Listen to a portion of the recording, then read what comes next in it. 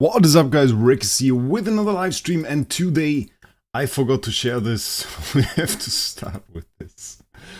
Give me a second. My god. That always sucks when I forget this. Are you alright? I didn't even check. I have to greet everybody. I'm honestly quite hyped for William's release. I've heard a few good things. I don't know if you guys have already tried him. I think he looks pretty cool. And he has some very cool abilities, so I am honestly a bit hyped for this event. And we also have over 1000 tickets that we can do to hopefully max the new Treasure Train series. Should be fun. Should be fun.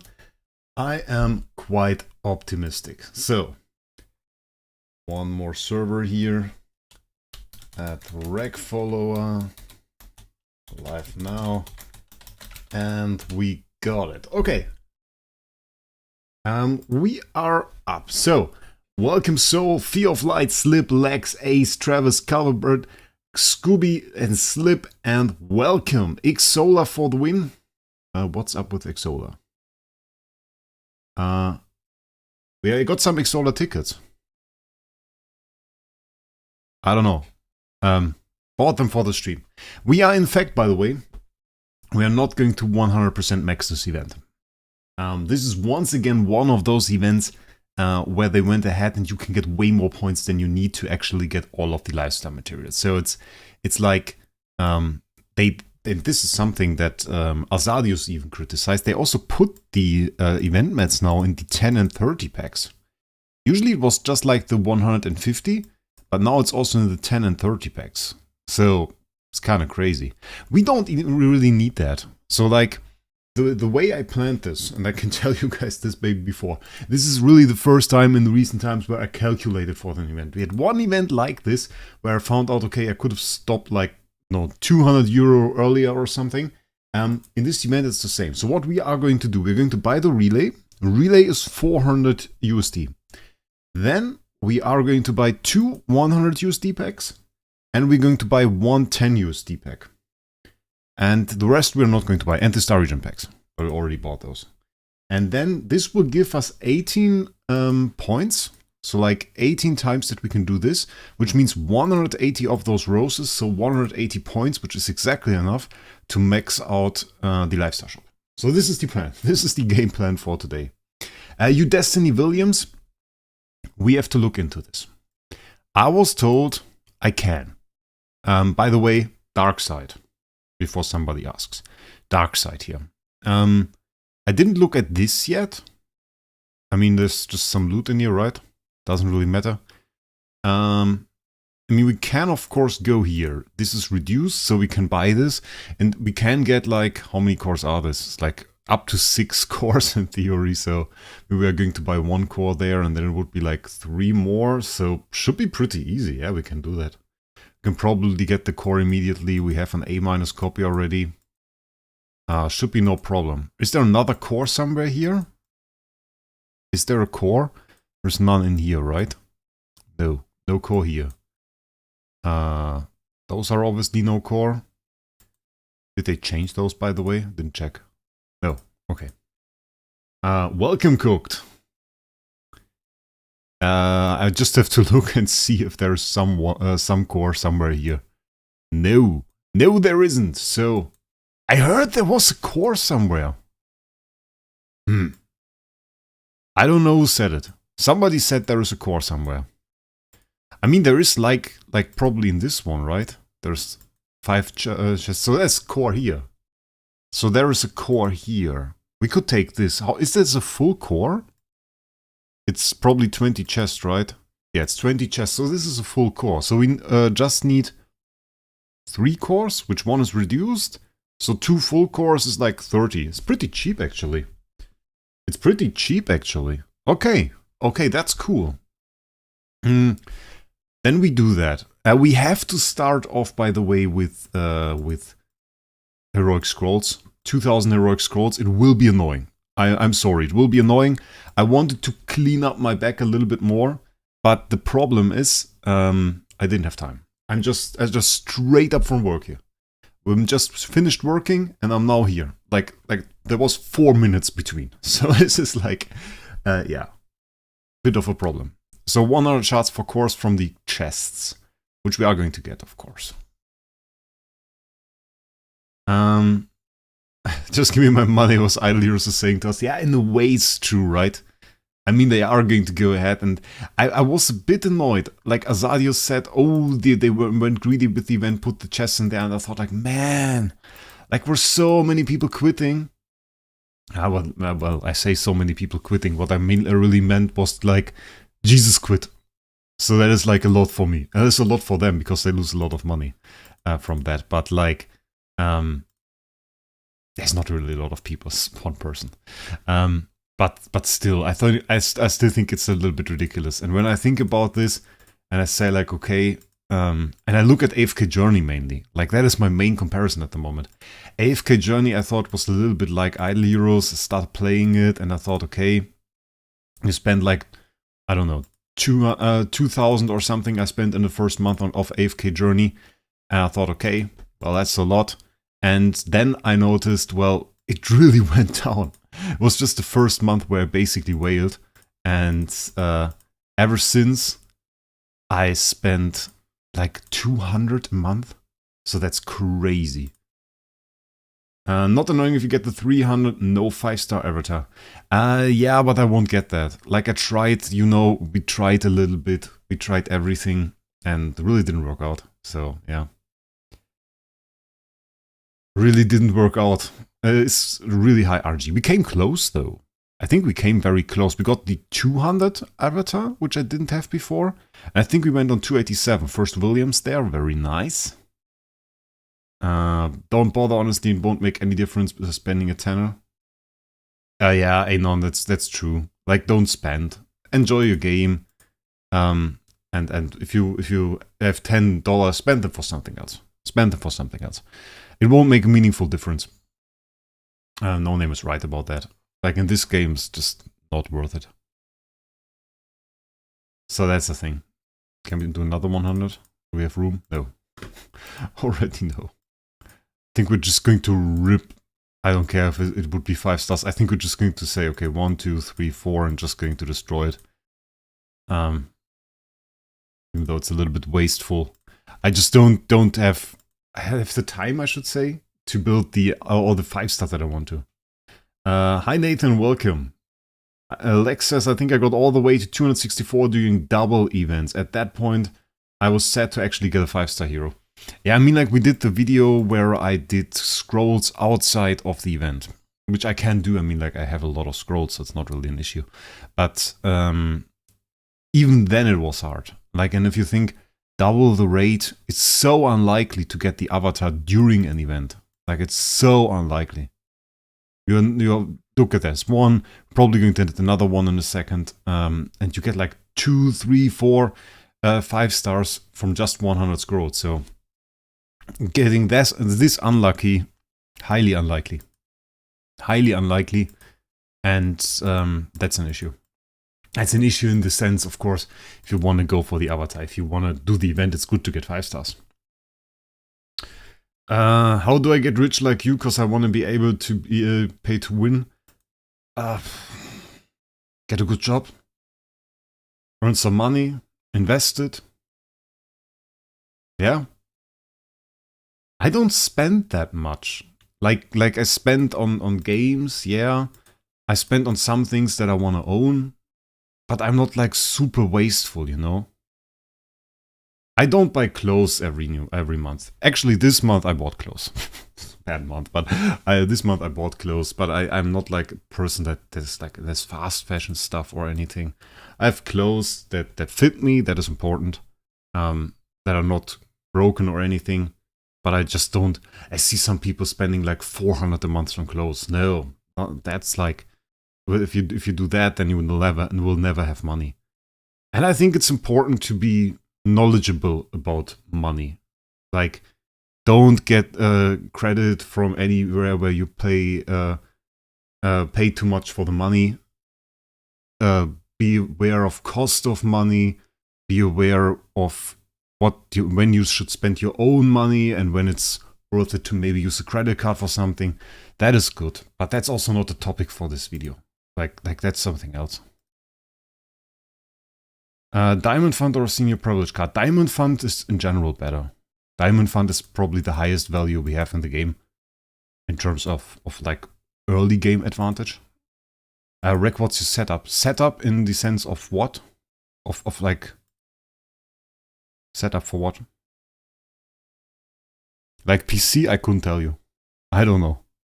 I have no idea about PCs. I actually, when I got this PC, I knew a guy in a forum. He just went, showed different people how to build their PC. They were all very happy, so I asked him, mate, what should I do?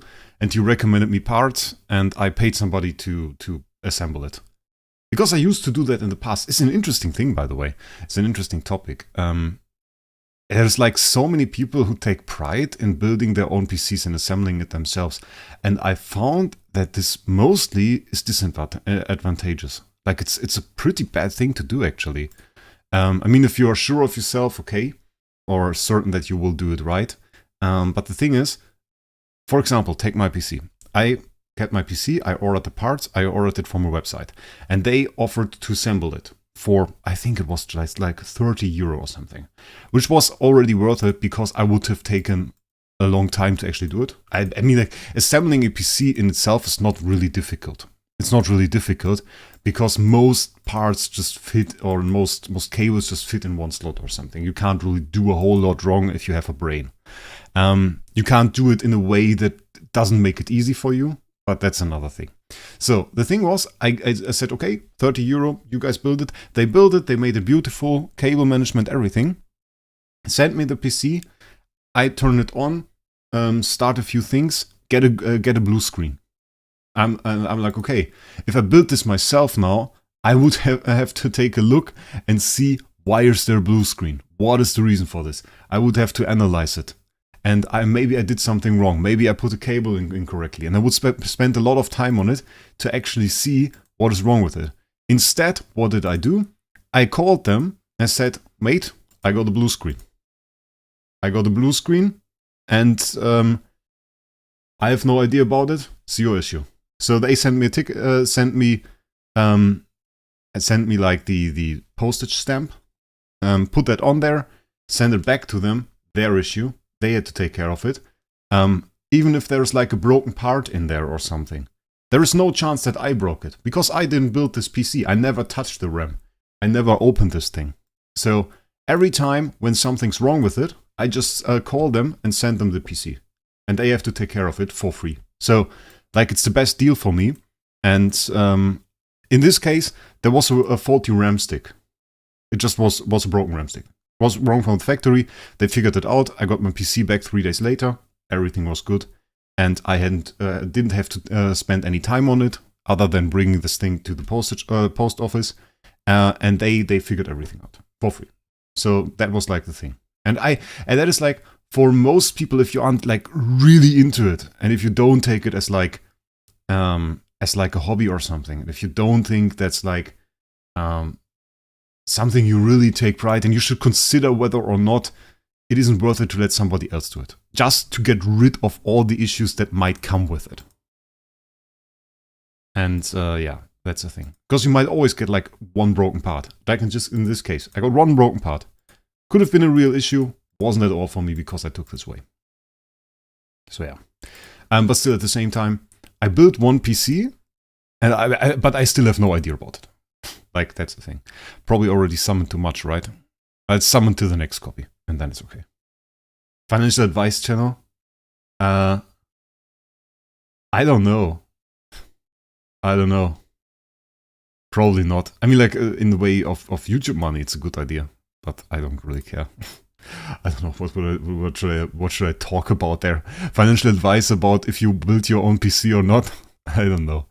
Like, honestly, the only reason I talk about it right now is that heroic scrolls are too interesting, to be honest. And I already considered doing it before the live stream. We got a Melissa there, that's cool. So yeah. How many more? We had 419, okay. Let's just do Creation Circle and then oh wait, that's just one copy from Creation Circle? Crazy. Wraec with life lessons. Yeah, no, not really. It's just like an experience I made. And I always find it like, I don't want to say it's weird if you take pride in it. It's okay. It's cool.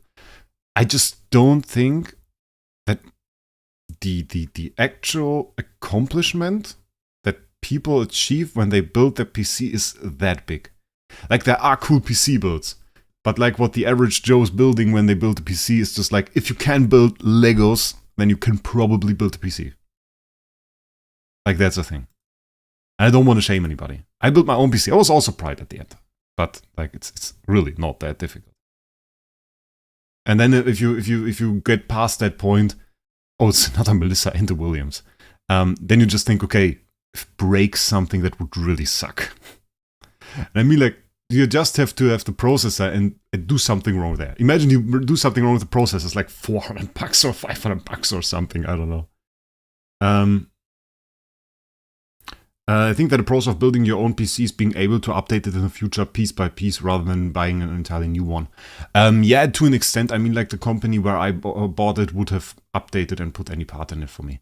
And if I still want to update it, I mean, at that point, the warranty is over, usually. Like, for the next 2 years, my PC would probably be fine if I bought a new one now.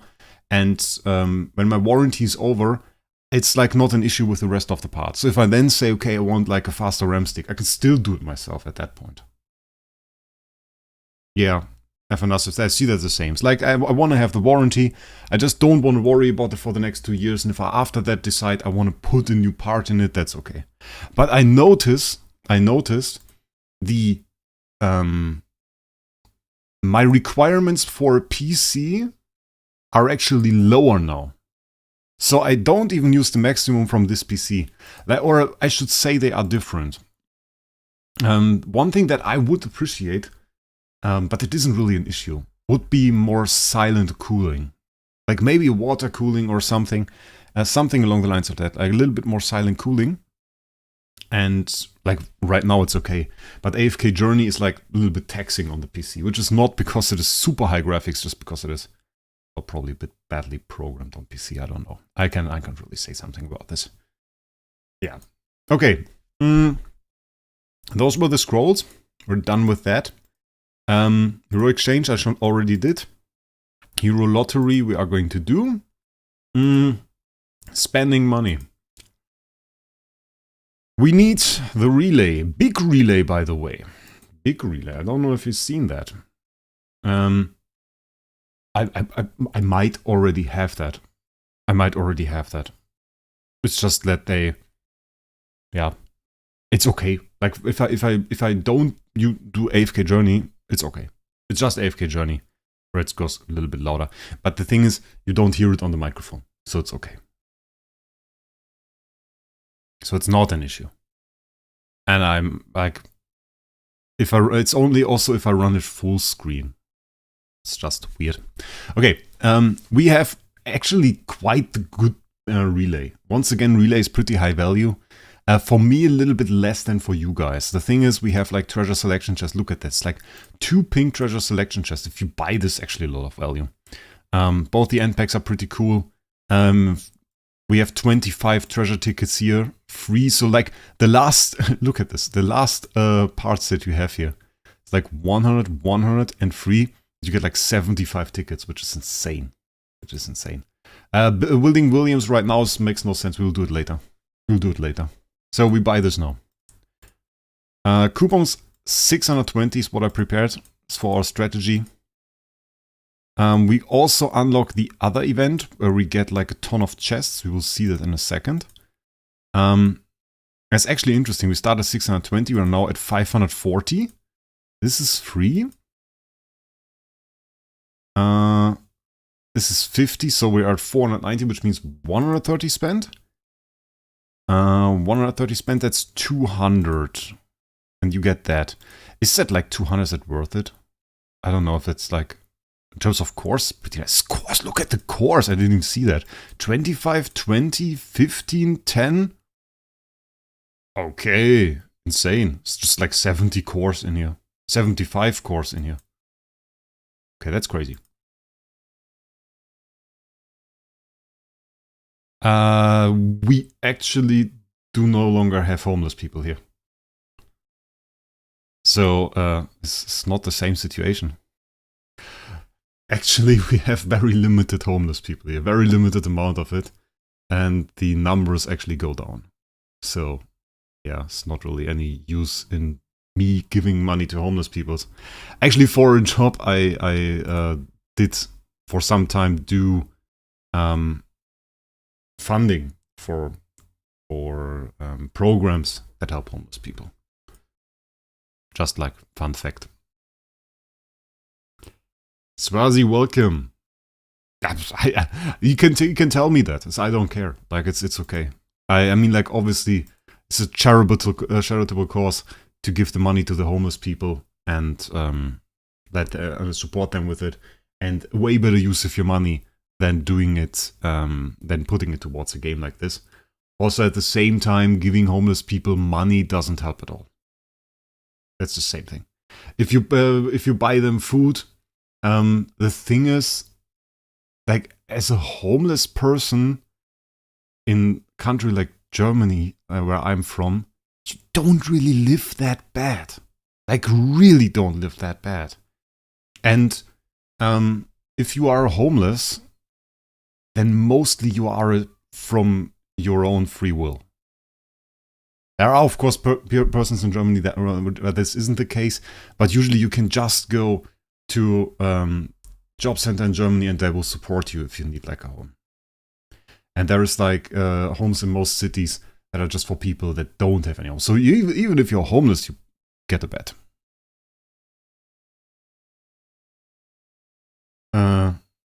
Okay, people like me, okay. Yeah, that's another thing, bro. You can tell me that, but like, if you want to be annoying about it, then I'll probably remove you. So you're gone now, mate. That's like just a different thing. You can tell me that, but if you are going to be annoying about it, then I would suggest you go ahead, earn some money, and spend it to the homeless people. Because you obviously, I probably don't. That's annoying. I heard homeless people in Germany are commonly newly teens getting out of the house. I couldn't tell you right now how they're put together. There is like, the thing is, if you are a German, you usually have social security. Like if you go to your job center, they will help you. If you go to your city and say, hey, a friend of mine actually had this situation. I later heard, he didn't tell me before. He said, well, he fell out of his job. His parents kicked him out of the house and he was homeless. So he didn't have a flat, anything. He went to the city where we live and he just told them, well, guys, I don't have a home. I don't have anything where to sleep. And they have a house just for people that want to stay there for some time. And they just put him in there. They gave him money for food. He had a bed, he had his own room, he had everything in there, just like a regular flat. It was just like support for him. So that is just like an option. So he was never sleeping on the street or anything. And the only thing that he had to do there, he was just supposed to look for a flat, which he then didn't have to pay. And then he found a flat and it was paid by the government for him. And then he found a job. So really, he never slept on the street. He was homeless for some time, but he slept in this shelter. And this shelter is like with a room for himself. So really no problem. We're at 252. Where are we in my plan? That's 282. We have to do this. What is this? I didn't look at this. If you're homeless, buy a house. How are so many of you guys writing this? Yeah, I mean, you see people on the street. But like many of those, there are people who don't do it by their own free will, but there are also people that do it by their free will and just don't want to go in there. So that's another thing. So what do we have to do? First, we have to get this, I think. Oh, this is like with days, okay. I mean, that sucks. We already got this. We didn't have to get this, and we have this. Okay.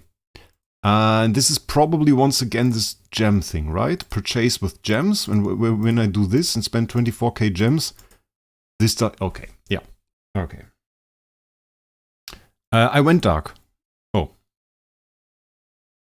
now I shot. Okay, so it's just like... Hey, does it even matter?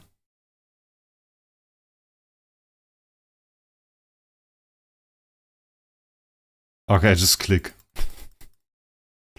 That's such a stupid event. Okay. So you shoot the cannon, and look at that. You can see which side is winning with this heart. Oh, and there are the points as well.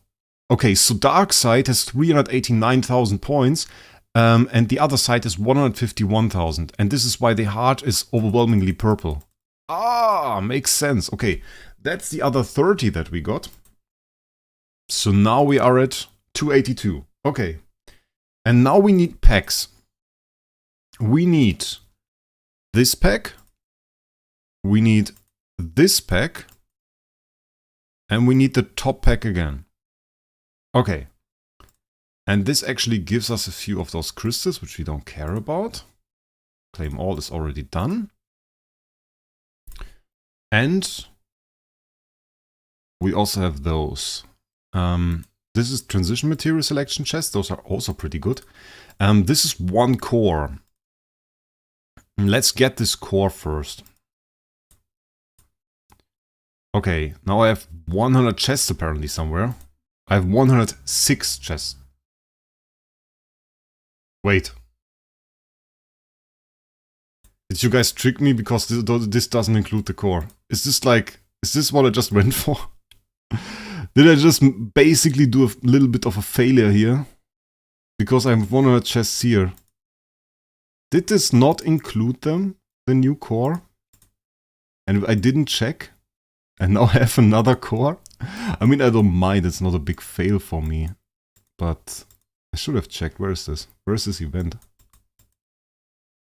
Oh god.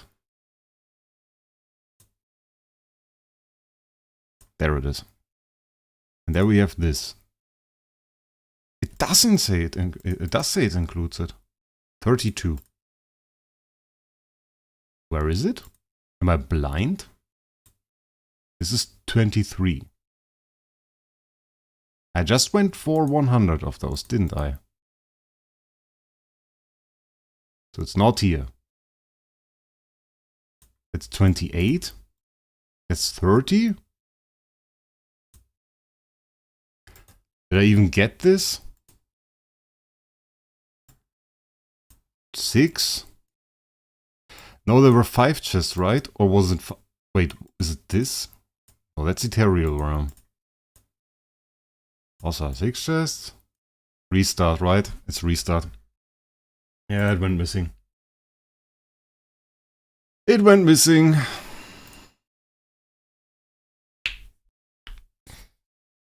Also, I have too many cores. It's not the 106. The 106 is another core. They were missing. They should be at top left. They weren't there.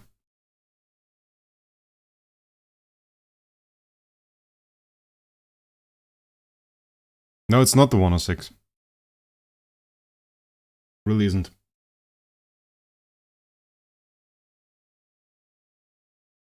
Okay.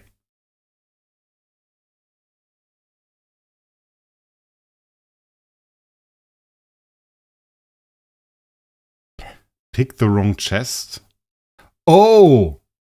I had 2 of those. Wait, is this the right one this time? I picked the wrong one. I had this 2 times. And now I have it. And now I can also get the right core. Okay, now we really have a wrong core again. Okay. Well, that was a bit wasteful, wasn't it? It's just I have too many of those. They throw them into every event. They're completely useless. Look at that. 3, 3, 12, 1, 2. Some of those are even half cores. Look, that's a half a core. I don't need that. I can't use that. I have the full core already. What should I do with this? Look, there's just like a DTV core. I can't do anything with it. What should I do with it? It's completely useless. It's ridiculous. Okay. Okay, plug petal. Plugging consumes 1. Do I get loot for this? I get loot for this. 10 times. Remaining roses, 11. What do I even want with that? Remove the crossed roses beside William.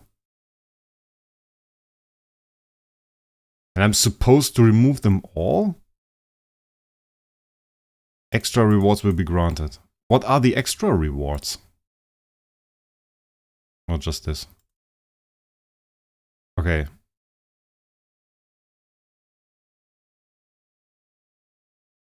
What happens if I remove all the roses? Is there a use? At least we get a ton of CI mats through this. It's actually a lot. Yeah, I mean, like, it's just like the 10 shop currency. Yeah, but I calculated that. Just didn't know it was a minigame. I just thought, okay, you throw them in there. I wonder if anybody's actually going to free Williams. Well, we are. We are going to free him. You free the hero. Will I then get the Transcendence Williams? Honestly, want to know the fun thing? For most whales, just a straight up Transcendence Williams wouldn't be a big reward. That would be within the realm you could give out for free. Like, is that insane? That would really be within the realm of stuff you can give out for free. Because I don't care. Like, it's something I don't really care about. Okay. So there are 2 roses remaining. We won't free him. We're done. He stays in the cage. As I said, it's not a full max. It's just as much as I need. I'm not going to make a video about this, what happens when you free him. Honestly, I'm pretty sure it's some stupid stuff. Like, there is no description about this. So. No! It's actually quite a lot that you need. As every 18 petals, so you would need 36 petals. So freeing him right now would cost 36 petals, which means it's one of those packs. It's 180 USD right now to free him. You're right, it's just 1 euro copy and 5 million crystals. It's 5 million crystals, it would not be bad, but the thing is, like, if you have an account like mine, you don't really care anymore. Look, I have 14 million sitting right there because there is nothing that I care about at the moment that I could build. So that's the thing. We did this, so now we have 180. So it went exactly as I planned. And last time, by the way, I bought those chests. I used them, was no change at all. Didn't change a thing. But. I say, we do it again. We do it again. We need to buy 2 of this. We buy 2 of this.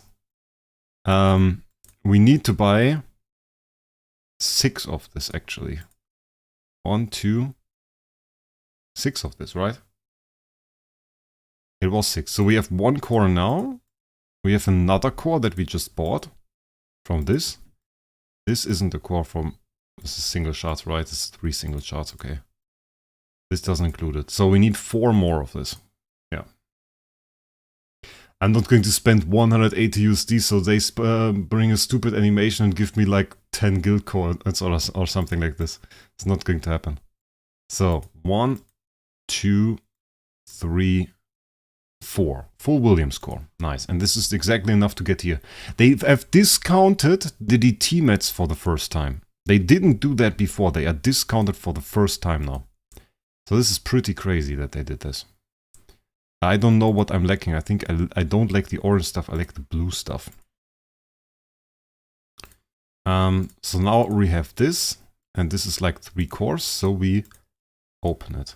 And this means we now do indeed have the Noble Williams core day 1.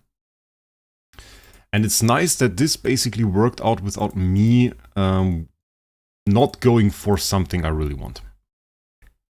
We buy this one time, we go back to this and buy a few more of those chests. I don't go for Stella this time, I think. The question is if we go for something else. Do we go for...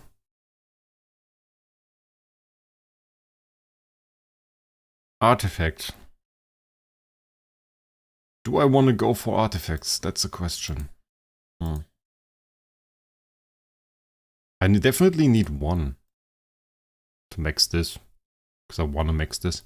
Then I have 3 mirrors. I'm not sure, guys. I kind of want to get a Punisher stuff. I tell you that. I kind of want to get a Punisher stuff. But I'm not sure it's good. This is the thing with artifacts. Like, we have so many new ones. I have a rocket. I don't have this guy. I don't have defensive artifacts is something I noticed. Like, I recently wanted to go and put a defensive artifact on a hero and noticed I just don't have a defensive artifact. I had at least a deific one. So I thought like maybe getting a crown or something would be good. It's just like 50% damage reduction still. You have the all damage reduction, you have the crit damage reduction on there. It's still a pretty good artifact. I got the Rui recently. Rui is something I have now. I thought about Mirror 60, about Fan. It's pretty cool. I got deific antlers. I made it glittery, that's enough actually. I got two melodics. Snow Hearts, I think I'm on 4 Snow Hearts actually. I thought about A and B because A and B is pretty cool. And I really like one of the artifacts that I do want to have is this one. Because I think the Divine Retribution is really cool. But I heard it's not good. That's the KOG. Sweet Wonder is also one that I want to have. I think it's a very cool tech artifact. Stun immunity is on there still. Control immunity, we get that. We have the control remove in case of fate and everything. So it's a pretty good artifact still. We can get like one full artifact. We can get like one full artifact as an option. But we have to decide on the artifact. Because they didn't put chests in here, they just told you, okay, it's like the single artifact, you know. That's the problem. What's A and B? I can show you. A and B is this one. And B attack additionally reduces the damage received by 50% of the hero's attack for 3 rounds. So it's bigger damage reduction and we have this all damage dealt buff. And this is like damage reduction, blocks, speed is buffed, we have higher attack buff on there. So it's better A and B basically. It's better A and B. It's just A and B upgraded. Normal A and B is just like speed, block, small speed here. We have high block. It's the same reduction, but like more stuff. So that's an option. Demon Bell I think sucks. Endless you don't need more than glittery. This pretty much, this sucks. That's okay. Still sucks. So it's really like either I go for defensive artifact. Is this even worth it? Was this good? It's like all damage dealt buff. Oh, this was like stupid with the speed stuff. Okay. Are you ready for the new PvP 6 versus 6? In terms of artifacts, yes. In terms of artifacts, most definitely, yeah. I have one deific artifact chest. Yeah, we can get like one full one here. We just have to decide on the type. So it's not really necessary that we have to go for the specific one. I don't think I can go for this. Like no Madden tested that he said it sucks. And I've never seen anybody use it. People use this one, which is cool. New one. But I have a very little hype about this. I think I just buy 4 of the defensive ones and decide on which one to go for later. Because I want to have one defensive one. Doesn't really matter to me which one. So that's just like 1, 2, 3, 4.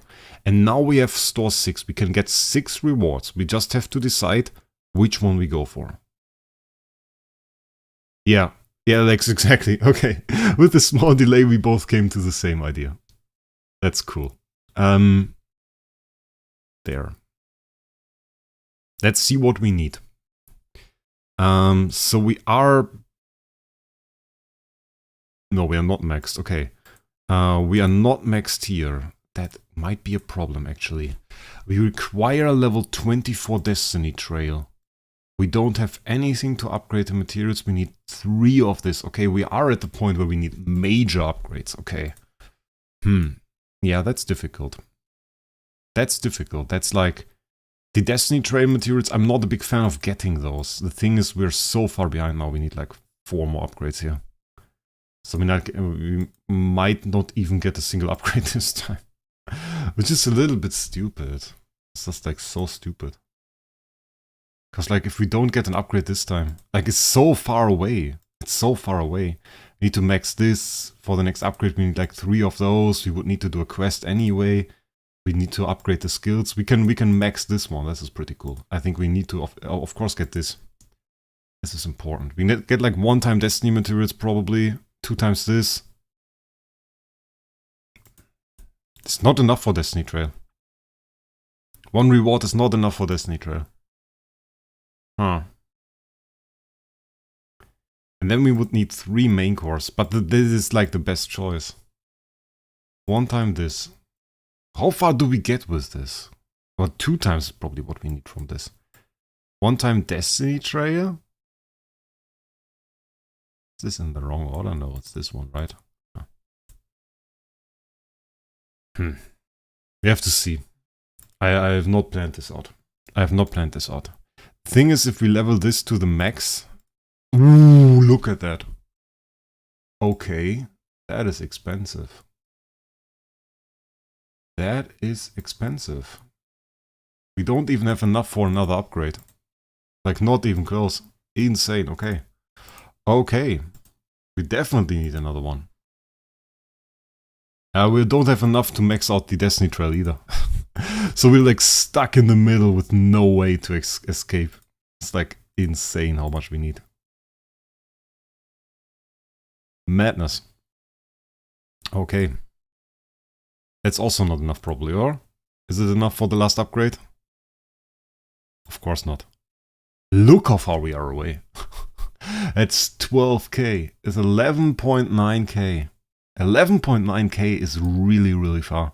Like in terms of free-to-play gain, you don't get that. You just don't get that. Cat is the best one. Like the best one is Cat. A Spectre it is called right now. This one. But we already have it level 24. So it's max level.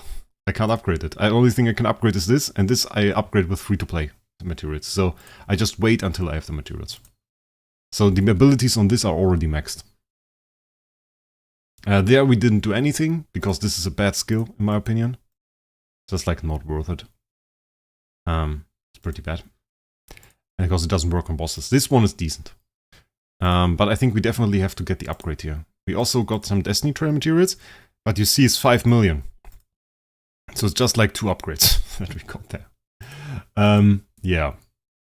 Yeah, so we can't afford to upgrade the abilities, and so we can't afford to upgrade the rest. Which means we will get now... We will get the ability upgrade, obviously. And then we can get this, and then we will be short and stuff. I mean, we can maybe if we are delayed anyway. If we are delayed anyway. Maybe we level up. It's so expensive. We could just... It's an interesting idea, though. I kind of like the idea. I kind of like the idea of just leveling this up. You have 2. We can upgrade it. We can't upgrade the other one. But we can upgrade the tentacle one. Let's do this. This is pretty cool. Because the early upgrades are pretty cheap. Let's get them. We upgrade this one as well. A little bit. Just so we get more materials on there. Remote. We have this one already. We can get the upgrades here. This should be enough. Should be enough to max this out. So we get to level 4 on this one. Start upgrading it a little bit. Now we are at level 4. This skill gets upgraded, which is okay. Then we can remold, which takes this one away. Gives us the new ability passive bonus. With the height away, which is pretty nice. So she gets even more dodge. So we have this one now upgraded. This one would get upgraded even more later. We don't have more to upgrade here. But now we can use more Destiny Trail materials. And we have a lot on this one. So now we can go and progress here. And look how much we get. Bam. So now we have more Destiny upgrades on this one. Which is pretty nice, because we get to 125 million without a household. And then we go back to SQH. And SQH, we don't get a lot. We don't get a lot, but we get the last ability upgrade. And this actually upgrades this. So this upgrades the main ability, which is important. So it's not really important to go beyond that right now for us. It will give us the next passive skill. But for the moment, I think in lack of anything we can do, it's great to be here because we can start this quest. We can work free to play on the Destiny Trail. And for the next event, we might have that maxed, I don't know. And then we can get the Star Soul materials and progress the character. And what we actually would unlock would be this. I don't think it's too great. It's just like HP recovery and all damage dealt. So it's not like an insane passive skill. You would also get that, but I don't care about this. And 21 again, this is good. It's Nova Outburst, self-die. You can rake an insane build with this one. Like if you put this, if you have level 21 on this, and you can take this entire skill and put it on Alikita at Destiny rank 6, it gets crazy. Wraec, do you have any ideas or wishes about how the next level of power creep will materialize? How the next level of power creep will materialize? Difficult. The only wish I could basically say is I want it to be as flexible as possible. At any point where they release a power upgrade, I'm always of the opinion that it's not flexible enough. And that is it's a constant in the recent time. And while you say, oh, you can switch lifestyle around with Destiny rank 6 hero. No, once you have done the first quest in there to upgrade, I think you need to do a quest every single time. So that's one of the main reasons I didn't go for campaign, is even though I could take a DTV and do it, I would need to transfer this lifestyle. And if I transfer this lifestyle, I have to do this quest. And this is annoying. And so I would wish for them to just don't put any requirement in it. Just let me transfer it wherever I want. So whenever there is a new power creep, I would appreciate that. Yeah. Okay. So we have now pretty decent upgrades here. We have pretty decent upgrades on her, going up to 2.2 billion, which is nice. We have very decent upgrades here, 2.7 billion on her. LFA, of course, still looking nice, 4.8 billion, 221 mil attack, and looking good. Williams, yes, actually a good topic. Do we go for Williams now?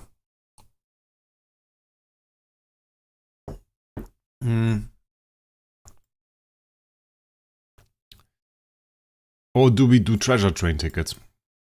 We also have to do cores. Yeah, we have to do cores before we do Williams anyway. Cores, 119 cores, all into Fate. Do we have Melissa? We have Melissa. Okay, we can put Melissa in here. Alikita stays, that's good. 119 cores, guys. Do you think we will be good? It will be into Fate.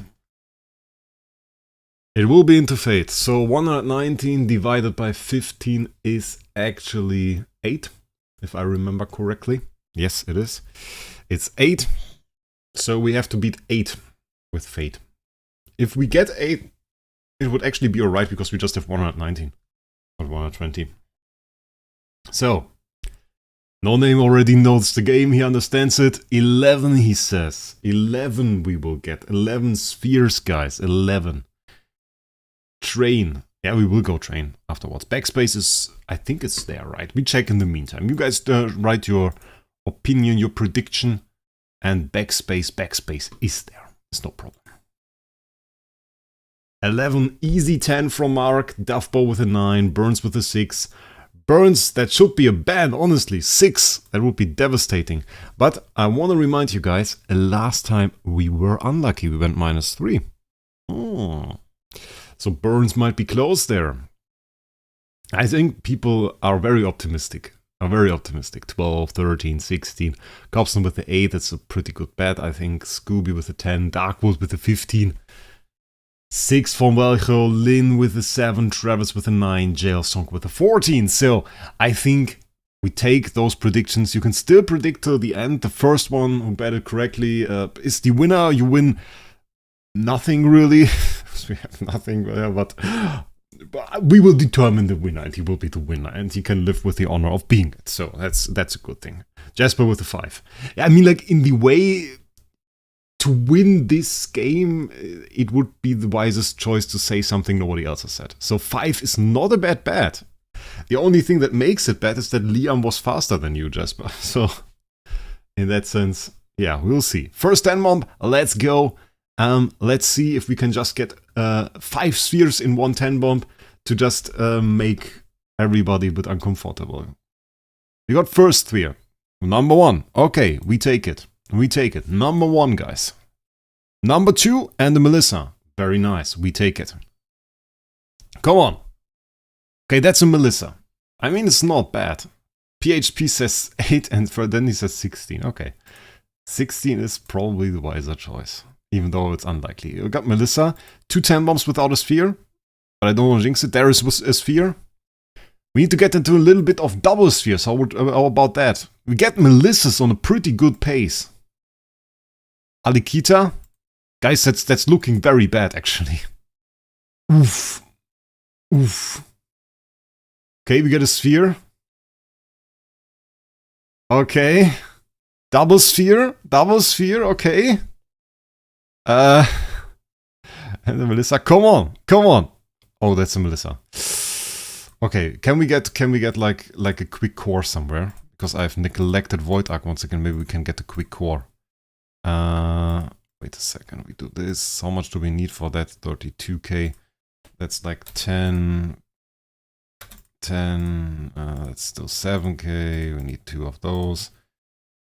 This and this is probably not going to work, isn't it? No, we don't get a core here. Bloody annoying. Okay, we have to do 9 single cores.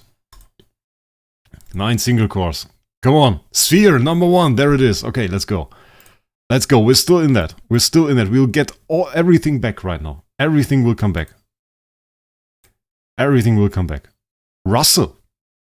Actually kind of insane. Russell, pretty cool. I was kind of happy for a second because I thought, oh, that's a cool hero. Meg.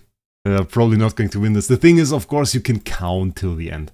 But the likelihood that you are the first one to call out the number that is the final number when you say it at the end, it's like unlikely.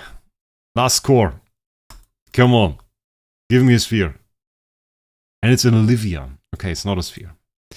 We have 7. We went -1. And the first person to call 7 is Lynn. Linley Forok, I hope I said that correctly. With the 7, first person to say 7. Lynn is the winner. Pun Cook said it right after. And then we had Mac, who I think counted. So Lynn is the winner here.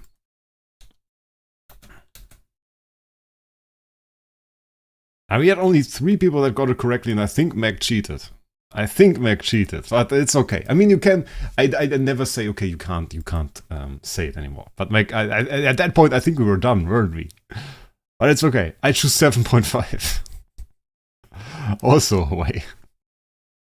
Okay. I don't even know what we do with the teammates. I'll be honest with you guys. No idea. We have 52k of those. Okay. We have to also max the treasure train series. Let's do that. Let's max the treasure train series. I was thinking about making that a video because we have 1,462 tickets. I have 1,462 tickets. I wrote 1,000 in the title because I thought it sounds better. So that's the thing. No, we start with the train tickets now. Entirely new series. Series sucks. It's like pretty basic, but we will max it. So let's go. It will be open all, because we have 146 10 bombs basically to do. Yeah. We will see. Come on.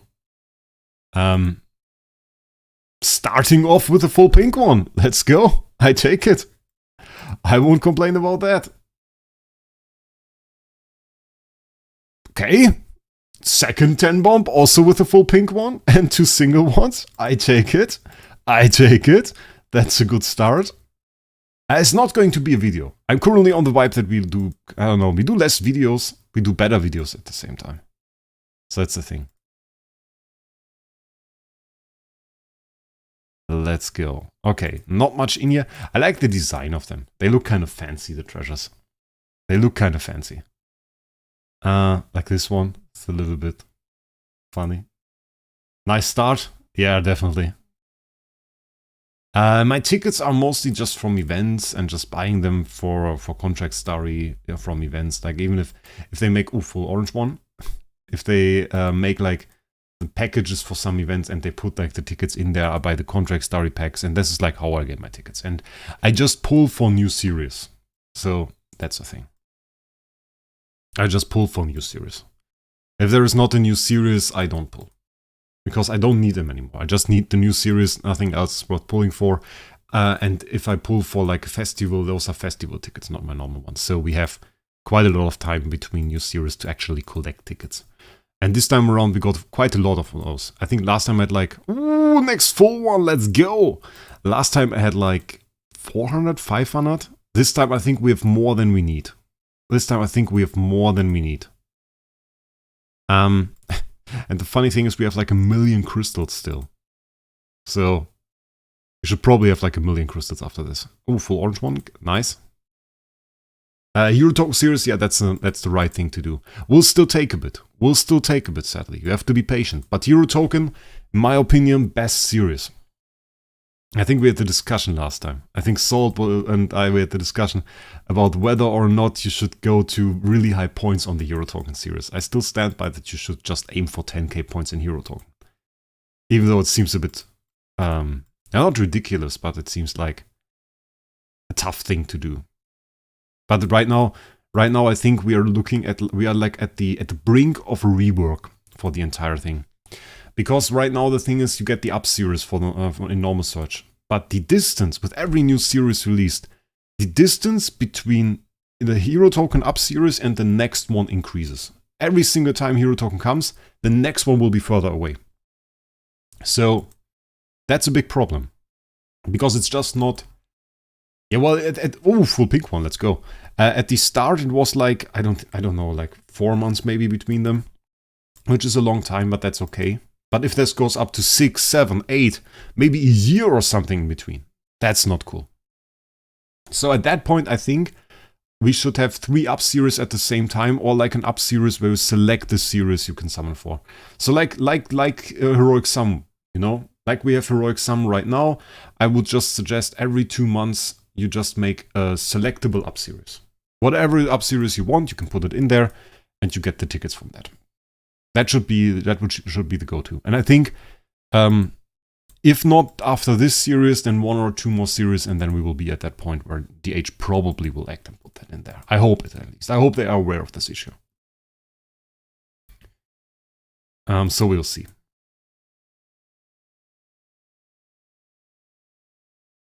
Free-to-play should aim to 2,500 minimum, 5,000 at most, and then work on VC series. That would be the optimal. Yeah, I don't agree. Hero Token is a completely overpowered series. In every regard, it's completely overpowered. You can go for like single treasures from other series. I agree. I would agree for that, because there are single treasures where it makes sense to get them. But going for like VC series and you have 25,000 game modes in the game, that doesn't make sense. You will, for example, Hero Token works in Ethereal Realm. It works in Void Vortex. It works in Realmsgate. It works in every single game mode they will ever release. And Void Campaign will only work there. Won't work in Sealand. Won't work in Tower. Won't work in Aspen Dungeon. Won't work in Void Vortex. Hero Token will work in every single one of those game modes. And if you get control precision everywhere, it's way better. It's way better. That's crazy. We got this like 4 times. 2 times full one. Like 3 red full ones in there. 6 red treasures total. Come on. Oh, first time we get the other one. Interesting. First time we get the other one. This was like exactly the discussion that we had before. It's just like, however you value that the treasure is available in all game modes. If you just say, okay, you have to do the Void Campaign progress, then you're okay, yeah, then this might be the best to go for Void Campaign series, because on average for single treasure they are stronger. But yeah. Getting to 10k, yeah, like, I mean, there is the point and the road to 10k where really if you throw 10 treasures at the at the hero token series, you won't get anything out of it. I agree with that. Yeah. So like getting 10k is probably not done through an up series alone, but long term through chests as well. So like you can go to 5k and then do the rest with chests. I would say that's okay. If you argue like that, that's okay. The thing is, if people say that, they rarely add the treasures that you should get. And I think that's something that even beginner or mid-game guides or something like this, that they kind of forget that it would be worth it to say, hey, get this treasure from hero token. Because there are obvious good ones, and I will take a second to actually show you guys. There are obvious good ones in here. Something like this is not worth much, you don't need it. Dodge rate for ranger is decent. This is insane. Control immunity offset for mage. Everything control immunity is insane. Control immunity offset and precision is insane. Crit assassin is nice. Holy damage ranger 20%. This, where is it? This is by far one of the most important ones for a mage. If you want to run TBB, you want this one and this one. Those are the ones that you should go for. For red, this is your optimal treasure. For orange, this is your optimal treasure. If you go pink and put this in here, go for the ranger one. Like, I think this is something that is often forgotten. And look at the value you get from green ones here. If you don't go for the green ones on hero token, look, 40 skill damage in every single game mode. If somebody says, oh, do like one up series, and you don't even have the green ones maxed, my god, you lose out on value. Like, this is insane how much value in the green ones is in hero token. I think if one forgets about this, I think that's bad. Yeah. So let's continue. I don't want to talk about hero token anymore. How impactful are the monthly boxes compared to doing 150 tickets? They are very impactful.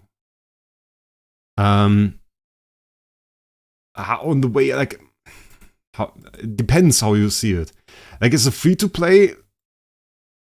Oh, wait, did you say compared to the up series? Oh, no. A best case scenario, you do 150 tickets during an up series and get like get the boxes at the same time. I think as free-to-play, you can hardly afford to get the monthly boxes. Just like this. 150 puts as free-to-play is a hard thing to do. That's probably what you put towards an up series, rather. Yeah. So that doesn't make sense. Almost every single player will disagree with your whale brain strategies. So my whale brain strategies includes getting the best treasures from hero token. Okay. I think a lot of players will disagree with you on that. But that's another thing. I mean, you don't really write guides, do you, Salty? So, I mean, what's the issue with that? 2023 treasures very far away. Very far away. So, actually, I mean, like, I don't make progress on it. I have a lot of those that are like 3 stars, where I should like where I would need to put multiple events towards it, and just won't happen. I will never max them. Double orange one, full one, very nice. I will never max them. So, that's the thing. And I don't really care. I mean, there are some that I still want to max. We can maybe show it for a second. That isn't really a problem. Wait, that's the wrong one. It's hero token again. Let's get out of here. So like the progress isn't bad. Look at this. I have like a few ones with like 5-star here. And there are 1 or 2 I still work on. Like this one I still work on. I want to get the all damage dealt. This was like one of the first ones. I didn't get it. So getting this to 5 stars pretty cool. But for some I don't care.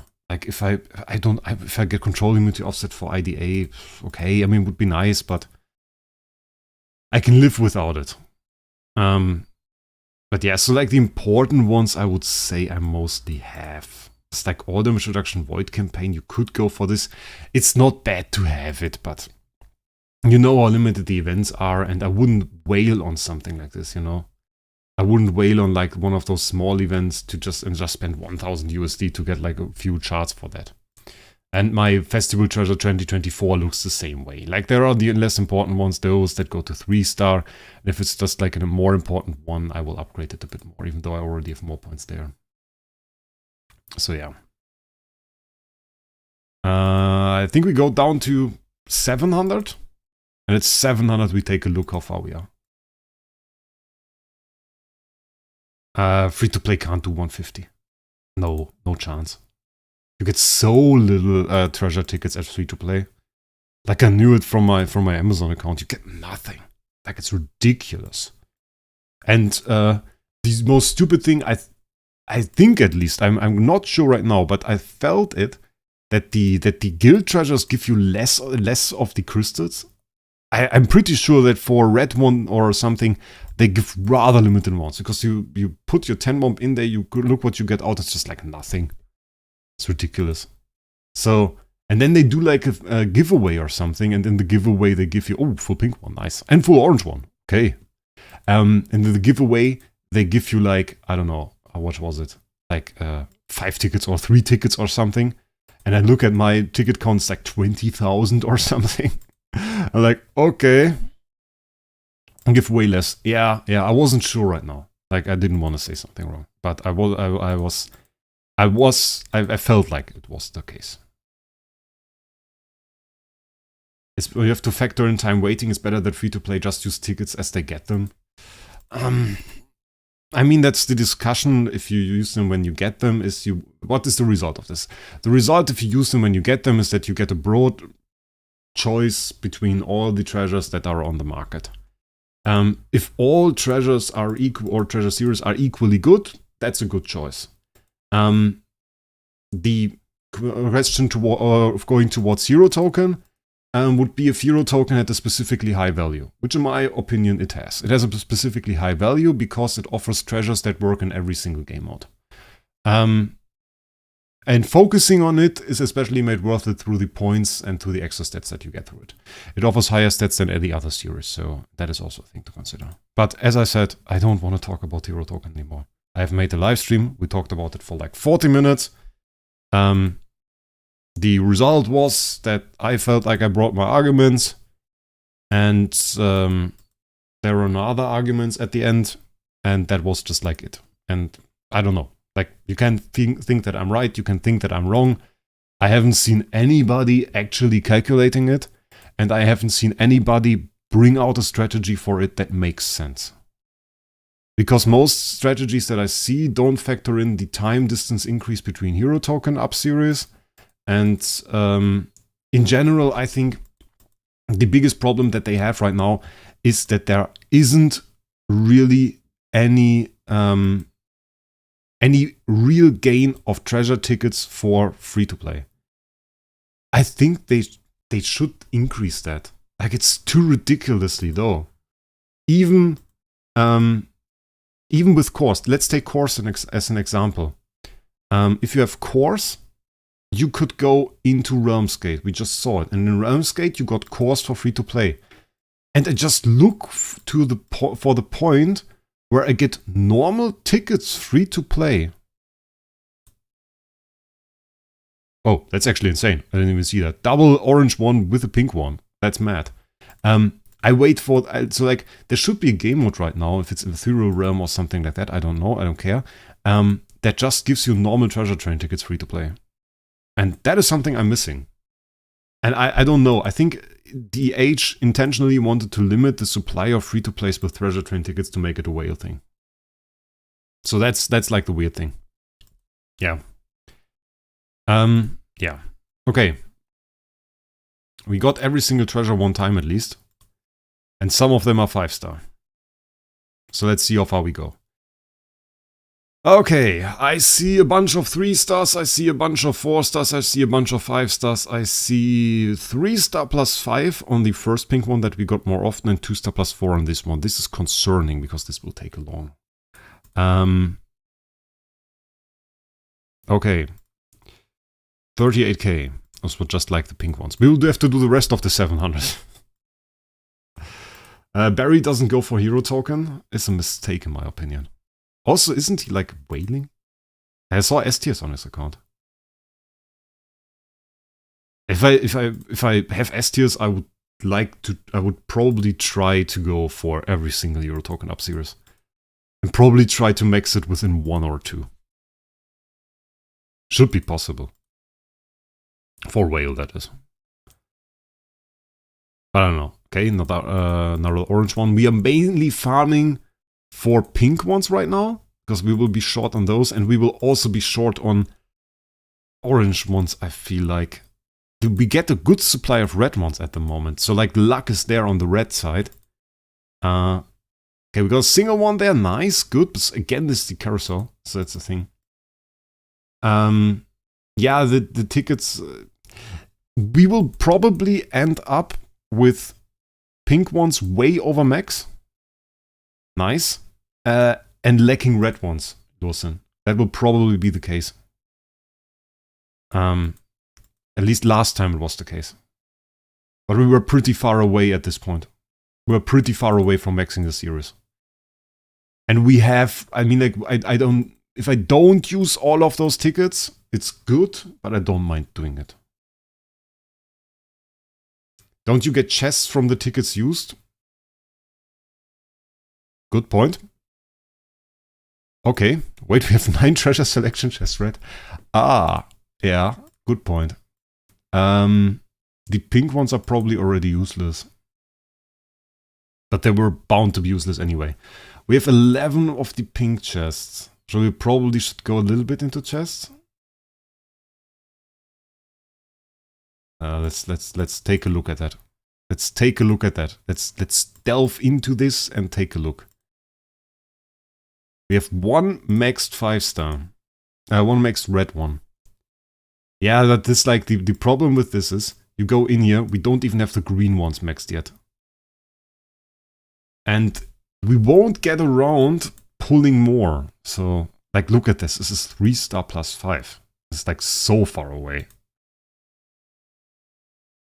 3-star plus 1. So even with all the chests, we still have to pull. Doesn't matter. We still have to pull. We still have to pull. Let's do another 200 and then look. Wraec, what type of game content are you hoping DH will add to the game? This is like, I wanted to do this interview with Jesus. I didn't do that yet. This was one of the questions that we would probably have answered during this. The thing is, what I look back at the past and I think about what was the best content that we have. And it kind of was Void Vortex, honestly. Like, Void Vortex felt the best.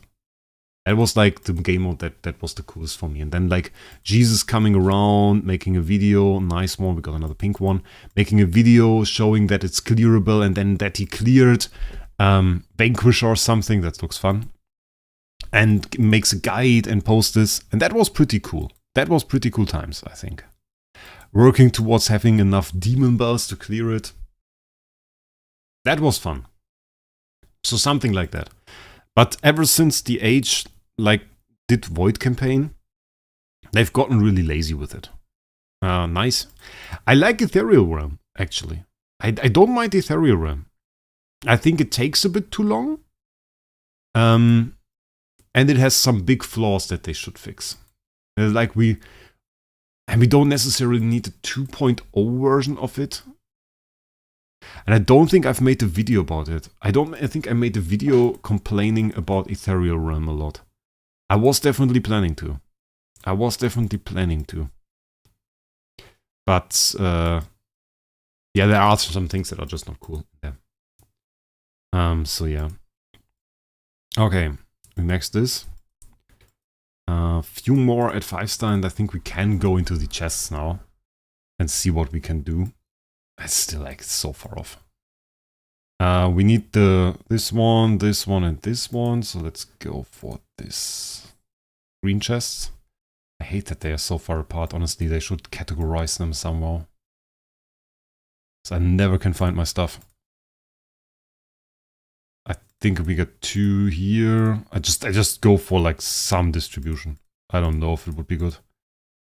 Probably 5 there and 1 here. Should be good.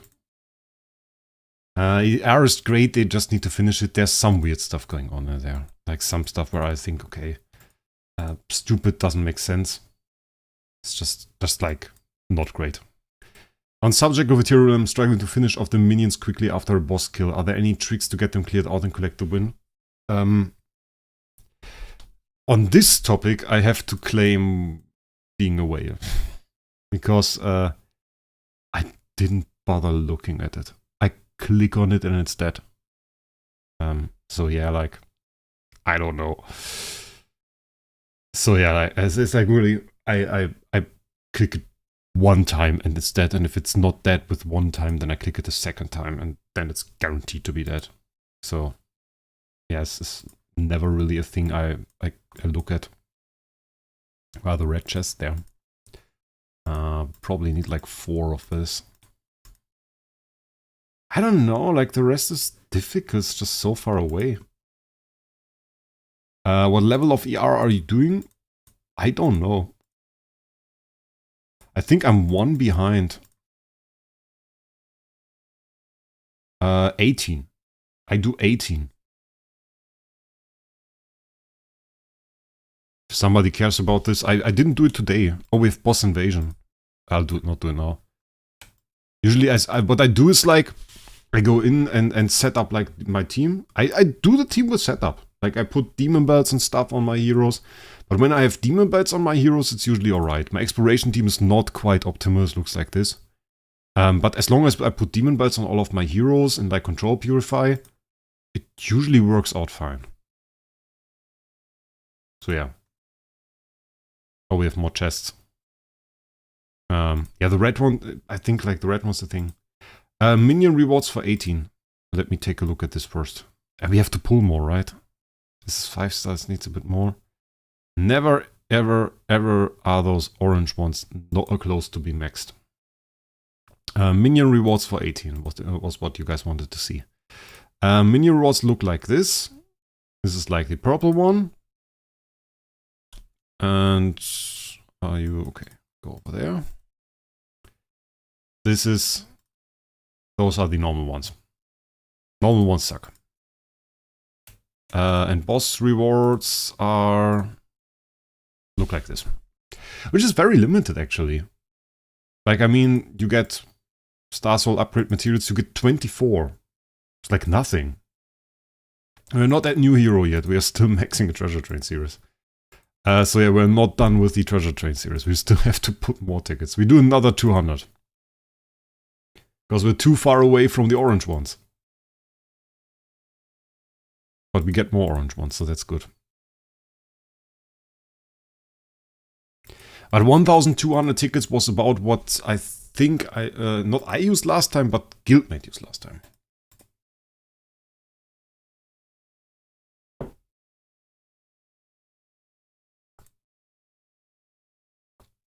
They take almost no damage, okay. I mean, we can watch a fight. And when I was too lazy setting up my team, and what I did was, there was like one node that gives them soldiers or something. I defeated that. Okay, nice, and pink one. I defeated that. I used like 2 attacks to take out the nodes that give them HP. And that helped. ER rewards are so pathetic. Yeah, like if you talk about the lifestyle materials, yes, definitely. It's basically nothing. I think I couldn't afford an upgrade for anything really from my gain that I have from Ethereal Realm. And I don't want to say it's maxed, it's not maxed. I played suboptimally at the beginning. But yeah. I think the minions have about the same HP as the boss, honestly. So it's like a thing. But you can make it just a little bit easier for yourself. Like if you set up the team properly and do stuff. Like damage-wise, it wasn't really a problem. We can try it without defeating anything and just going straight for the boss. Nice. At 200 I will stop. So it's the last, this 10 mob and then 2 more. And I hope we get like orange in there. Somewhere. That's nothing really. Okay. But you talk about the minions that are with the boss. Or like the minions, like the purple nodes. I did get you correctly there, or didn't I? Okay. Dreamlike Fantasy. Okay, we should have enough now to max this out, right? It's like probably like 3 or 4 on this one, then the other one. Yeah, like, could probably go like this. And then one on this. And then one on one other.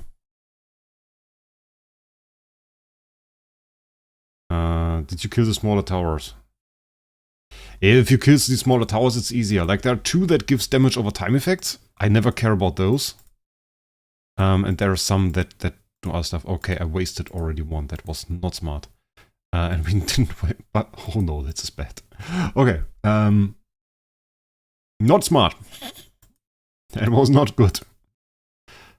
That was not good. That was really not good. I should have looked at it at least. We already got that. Oh. Not smart. Okay. Let's use 40 more tickets.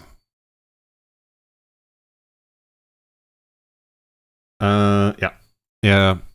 Ignoring damage over time towers is a good strategy. We have enough tickets to guarantee maxing it, I think, but we still did a move that was not good. I don't want to talk about it. This is wrong. It should give us a pink and an orange chest. Oh wait, we have 2 red chests. Is that problem solved? Please? Please be problem solved. Okay. That fixes my fucker. Okay. This is like the middle one. 2 of those should be enough. Okay. We have 15 pink chests. This is 5 stars, so we have the red ones done. We have the green ones done. We have the purple ones done. Green ones, purple ones, red ones done. So next are orange and pink ones. So I think we can throw like 6 on this, 5 on this. Let's do the pink ones. 7 on this.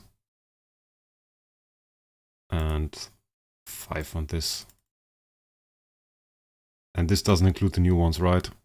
In that case, goodbye. This doesn't matter because I have every single treasure that is in there maxed. Just so that you know. I'm not wasting stuff right here. I have to read the skits. We will read the skits together in a sec.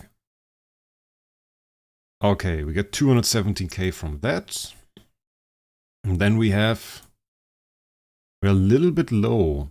Sucks. Because we need 3 chests for this. And we would need 2 chests for this. We need 5 chests total to max this with chests, which we don't have. So right now, we are in the situation that we need to do another 100. We at least need to do another 100.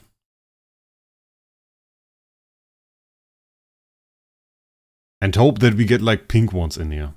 So that's good. That's great. That's -1 chest. We get 1 more pink one. If we do the 100, we are already done. That's for 3 full red ones. Maxing a series in 1 event is like a ton of work, sadly. Like it's really annoying, honestly. I'm a bit. I don't think we can max the orange ones. I'll be real with you. I don't think we can max the orange ones. Sadly, this seems to be the case. So this is a little bit of an issue. What we will get 1 more orange chest though. If we max, like if we use all of our tickets and get the tickets from the event, we get a few more from the event every day. I think we get the orange chest. So we should probably just max it out. Let's lose all of our tickets. Nice. Okay. Second pink one. We get the orange one there. It's like really, last 30 tickets doesn't matter. Double pink one. Okay. That's another one. And last 10 bump. Okay, we got 2 orange ones in that. Perfect. Perfect. That's how I like it. Okay, we get the one we get to max already. So we have this one maxed. This means we can throw the rest. We only need 5 shards there. Okay, we need 5 shards. We have 4 chests, so we overkilled that by a little bit. And now is the question about the orange ones. So we would need... I use 3 just because in case I screw up. Oh, I didn't screw up. Okay. So I could have used another one. Okay. Now for the orange ones. They are all 4-star. So we can, honestly, we can go with like 6 on this easily. 6 on this easily, it won't be maxed. We go with 3, we go with 5. No, that's like 7, 3, 5. Something like this for the start. No, not that. Or 6, 3, 5. Oh, we go with 6. We go with 3 on this one. We can go with 5 on this one. We throw all of this out. This can go away. I broke my left arm today, but still there. I think I broke my left arm 3 times in my life. I haven't broken my arm for like 15 years though. That is something that's like a long time ago. It sucks, but honestly, breaking an arm, the meanest thing is if you get like, I don't know what the English word is. German word is gips. If they put like this coat stuff around there, cement. I don't know what's it called. Cement is not called cement, right? Somebody Google it, please, what the English word for that is. Or this stuff they put around your arm to make it heal after a broken bone. If it's just like a broken arm and they put it, they fix it, it's not an issue. You will find it. It will itch a little bit. That is annoying. But if you have like a stick and you can put it on a cast, yeah, a cast. It's a cast. If I put a cast around it, then yeah, it's a bit annoying. But yeah, it's okay. But I had like plaster cast. It's called plaster. Nice. Okay, Dreamlike Fantasy. We need 2 here. We need 1 here. We need 1 and 3 shards here. So it's 2-1-1. It's 2-1-2 really. Oh, that sucks. 2-1-2. And we have 3. So we are short. We are short, guys. The likelihood is we need 10 more. The likelihood is that we are going to max it. It's my wrist that broke. Ooh, wrist is bad. I had my arm broken 3 times. I broke around broke a lot of my fingers actually, like 4 or 5 fingers. I broke like all of my toes. I broke my right leg. And that had to be, I had to go to surgery for that. They put like screws in my right leg. And my toes look like hell. Like they don't look good, guys. They don't look good. Look at that. Like in this event, there are not even any treasure tickets. Yeah, this event will give us the treasure tickets we need. This will be enough. So this will give us another orange chest. And then we have to somehow, and it will be good enough if we actually get, we need to get 3 shards of this. Unless we get it in 2 tickets, which wouldn't be enough. We have 2 tickets, and still we wouldn't be able to do it today.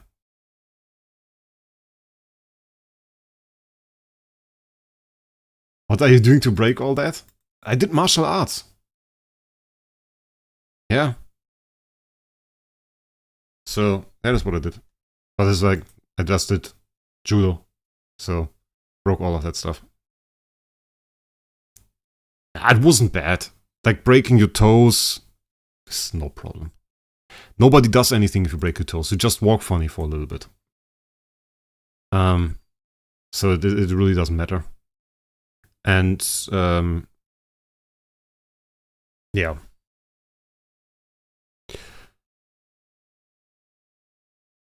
question is what I do now. The best thing I probably can do right now is nothing. Just like keep it that way. I can throw one on here, but it doesn't matter. Yeah, if you break your toes, nobody does anything. If you break your finger, you might get a cast around it or not. Depends on what you do to break it. If you break your arm, you definitely get a cast. And the leg was bad. The leg was bad. I had to be operated like 3 times. It sucked. I couldn't walk for half a year. I had to get syringes every single day. It wasn't good. Breaking my leg wasn't good. Can't recommend. 0 out of 10 experience. I was in the hospital for like a week after the surgery. It bled a lot. I had like, they put like a screw through my entire leg. Like it was 30 centimeter long. 30 centimeter long screw from the top of the bone to the bottom of the bone. And it was screwed with 2 additional screws at the bottom and 1 at the top. And the best thing is, I have the screw. It's like behind me actually. I have the screw. And I asked them to give it to me, and they gave it to me, and they didn't bother to remove the extra bone. There is like bone from me on this screw. And I don't know about you, I think that's really cool. And I was like 15, of course I thought it was really cool. If I was 10, I would have thought it was really cool. Because the problem was, my bone grew very, very fast, and it grew like over the screw. 10% cyber, I don't know. I broke your finger while playing piano. Okay. Yeah. The other solution that we have exactly, if Afanasyev said it, I don't need to wait till next chest. I just need to wait till the week ends. Those actually should be refreshed at the end of this week. So as soon as this ends, usually the treasures go into the chest. And as I still have those open, I could get the chest afterwards. But the likelihood is that tomorrow I will during the next days, I will somehow get 3 shards. Because that is the entire distance. The entire distance is 3 shards. Once we have 3 shards, and we get the 4th chest, which we are guaranteed to get, we are done. So we get the full series. We can check out the series right now though. Let's check out the stats from the series. Let's check out what we got. Let's check out what's missing. So we would get the upgrade here, which would be a little bit more reduction. We would get like 12k attack. So it's not like stat-wise, it's not a lot. This is of course interesting. Okay, here's like, okay, that's like 24k. Yeah, that sucks a little bit. And overall, we got 2.5 mil, which is pretty good for a series, considering it's not maxed yet. 232 mil HP. 200 speed for Sealant is very good, actually. That's a lot. Holy damage, attack, nice. Damage reduction is in there. All damage dealt is in there. Damage reduction by attack. A and B effect, nice. A little bit of crit. Very low amount of crit, actually. Okay. Okay, crit is from the points. Interesting. So crit will be upgraded. We will get crit to 12.5% and we get all damage dealt to 20% from this for Sealant. So not bad at all. Sad that we don't get this emblem today because I think it's a very cool emblem. At least that is something we can say. My ranking did increase. We went to 12 actually. Okay. Surpassed Bill the Mediocre? No. Greetings to Bill. Greetings to Bill. A good guy. Sage King. Yeah, I was placed 15 or something. But the thing is, of course, if you do, it's just like everybody gets there at one point. It's just like you can't increase it anymore. Those are like the last treasures that I can get right now, and it's like nothing. 1.3 million useless crystals. Hello, Yusuf. Attack on LFA. 229 million. My god. We can increase it. Let's flex a little bit for a second. Where is my... Do I not have a flag? I have a flag. Okay. 238. That looks fancy. Where's my MB? There. That's all set up. Good. Then let's quickly kill this boss. So I have... Oh, I didn't even max the full attack. I still have A and B. I still have demon belts equipped here. Okay, we still have demon belts equipped. That was, of course, then not really a flex. This one is in there. This one is in there. This one is in there. This one is in there. Has a demon bell. This has a demon bell. DGN has a demon bell. Has a demon bell. Okay. Usually it should be a one-shot. If it's not a one-shot, then I'm concerned. Let's see. Can't sell treasure train on auction house? Sadly not. Otherwise I would now own Jesus treasure train. Can be sure of that. Can be sure of that. So, what I usually do is I attack the city fortress, because this gives 30% more HP and attack. And I attack the Iron Hook camp, because this gives 100,000 soldiers to the main tower daily. So, this is usually I attack those two. And then I attack the main tower. For the sake of demonstration, we will attack the main tower without doing any of that. And we will see how that goes. And that was a one-shot. And we can look at the fight.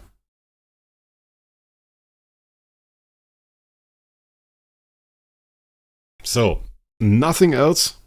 Tower level 18. But you wanted a guide for that, so it's a short guide.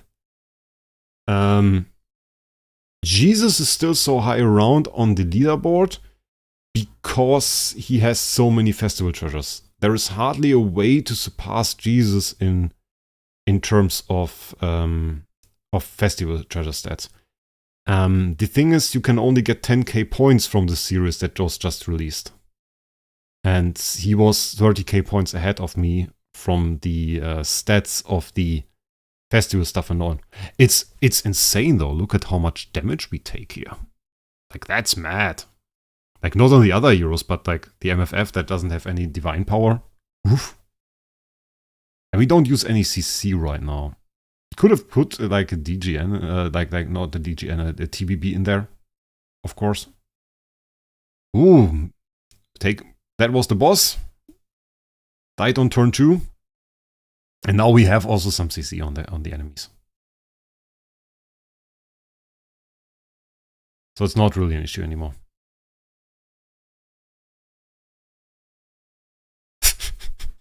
Minions lose like 5% HP. That's mad. That's mad how low the HP loss was there. If the boss is out, the good thing is there is no longer that much CC. So you don't have to worry about CC anymore. So that's a good thing. And we are, of course, scaling all damage dealt. I mean, how much all damage dealt do we really have? Think about that. We are rocking A and B. We are rocking Antlers. And we killed the boss turn 2. We still have 11 turns to go. I'm more concerned about like incoming damage, actually, because they nearly killed my MFF. That's quite insane. And we still don't know how many levels there are. It's like one of the problems that really is there. Yeah. And the good thing is, if this minion survives a little bit for some time, we can get to the point that that we have a good amount of all damage dealt when we overkill it. And hopefully we get the overkill effect, because that would really help in terms of damage. Yeah. Oh, we didn't get overkill, sadly. Okay, we didn't get overkill. So this is actually one of the attempts where we struggle a bit more. With the overkill, we could have probably killed off one of the enemies. For Ethereal Realm and Void Bosses. Yeah, DTV is one of the best damage dealers for like everything, really. Only thing where he isn't really in is Star Expedition, just because single target boss damage dealers are a different category, we could say. And we could have made this fight a little bit easier if we put my IHP in the team as well, which she isn't right now. Yeah, but I mean, like, what's the point of discussing it? If nobody has any solid information or proof, like data mining or something, and nobody is actually there, what's the point? Like, If you are there, then send a screenshot. That's cool. Then we can talk, then we can discuss it. But if you're not there, then and you are not a data miner and can show me something in the code that indicates that, well, then it's really like nothing. We didn't get an overkill. That was pretty unlucky. Alikita is not that interesting for me, at least. At least for the enemies here. Alikita is pretty good damage in PvP, is decent damage in PvE, and is great sustain. Because we get to survive with her a lot easier. That is like the main thing for her. We could play Phoenix on this. Because we have Burn. Why people stop data mining idle heroes? Idle heroes actually made it pretty much impossible. They removed a lot of the data from the client and put it on the server. And we don't really have access to that all too well. That's actually a very close attempt. It was also a very unlucky attempt at the same time. They're tough as hell, these minions. They sure are. They sure are. Ooh, look, it's really turn 15. It's really turn 15. At this point, DGN starts doing a ton of damage, though. I mean, the option was there to just say, okay, we take somebody out of the team and put somebody else in there. Probably would have been more efficient to use Melissa instead of MFF or something. Yeah, we're looking at 8.8 E plus 15 damage. So, of course, this is like pretty major damage that we have to do here. 8 plus 8, E plus 15 is not easy to do in such a situation. That is really not easy to do. That's a ton of HP. That's more than any Void boss or anything, or any Void campaign stage. So no wonder people struggle a little bit with it. Let's build the Anchor, let's build the Collector. Fun fact though, even though this says anchoring, if the timer of the Sacred Energy Tide runs out before this is done anchoring, you will keep this map. No problem. Accidentally found out. So yeah.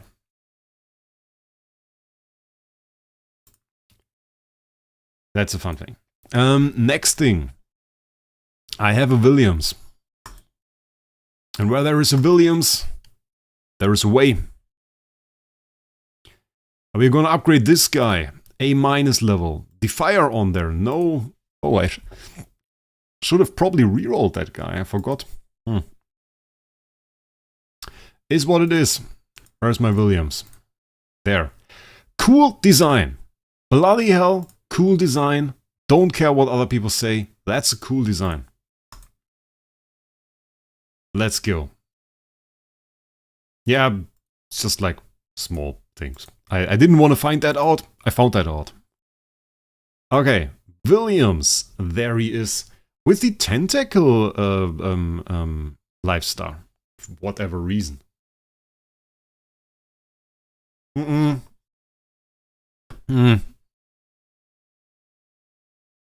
mean, I bought 10 extra, so we couldn't go for this. We can get 5 hammers.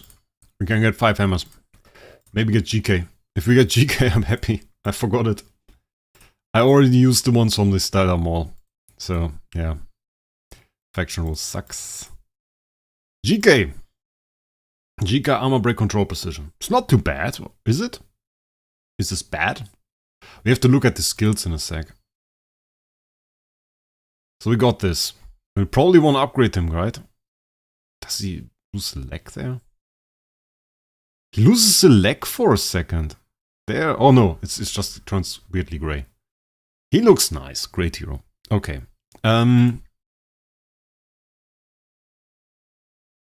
Yeah. So how do I upgrade this thing? How do I upgrade this thing now? Certainly didn't plan ahead at all. Just like you should do it as a content creator. No planning. Let's read the skills. Let's start with that. If it's not GK Defier, it's usually not the best. GK is just 100% more damage in PvE, so that's pretty good. Yeah.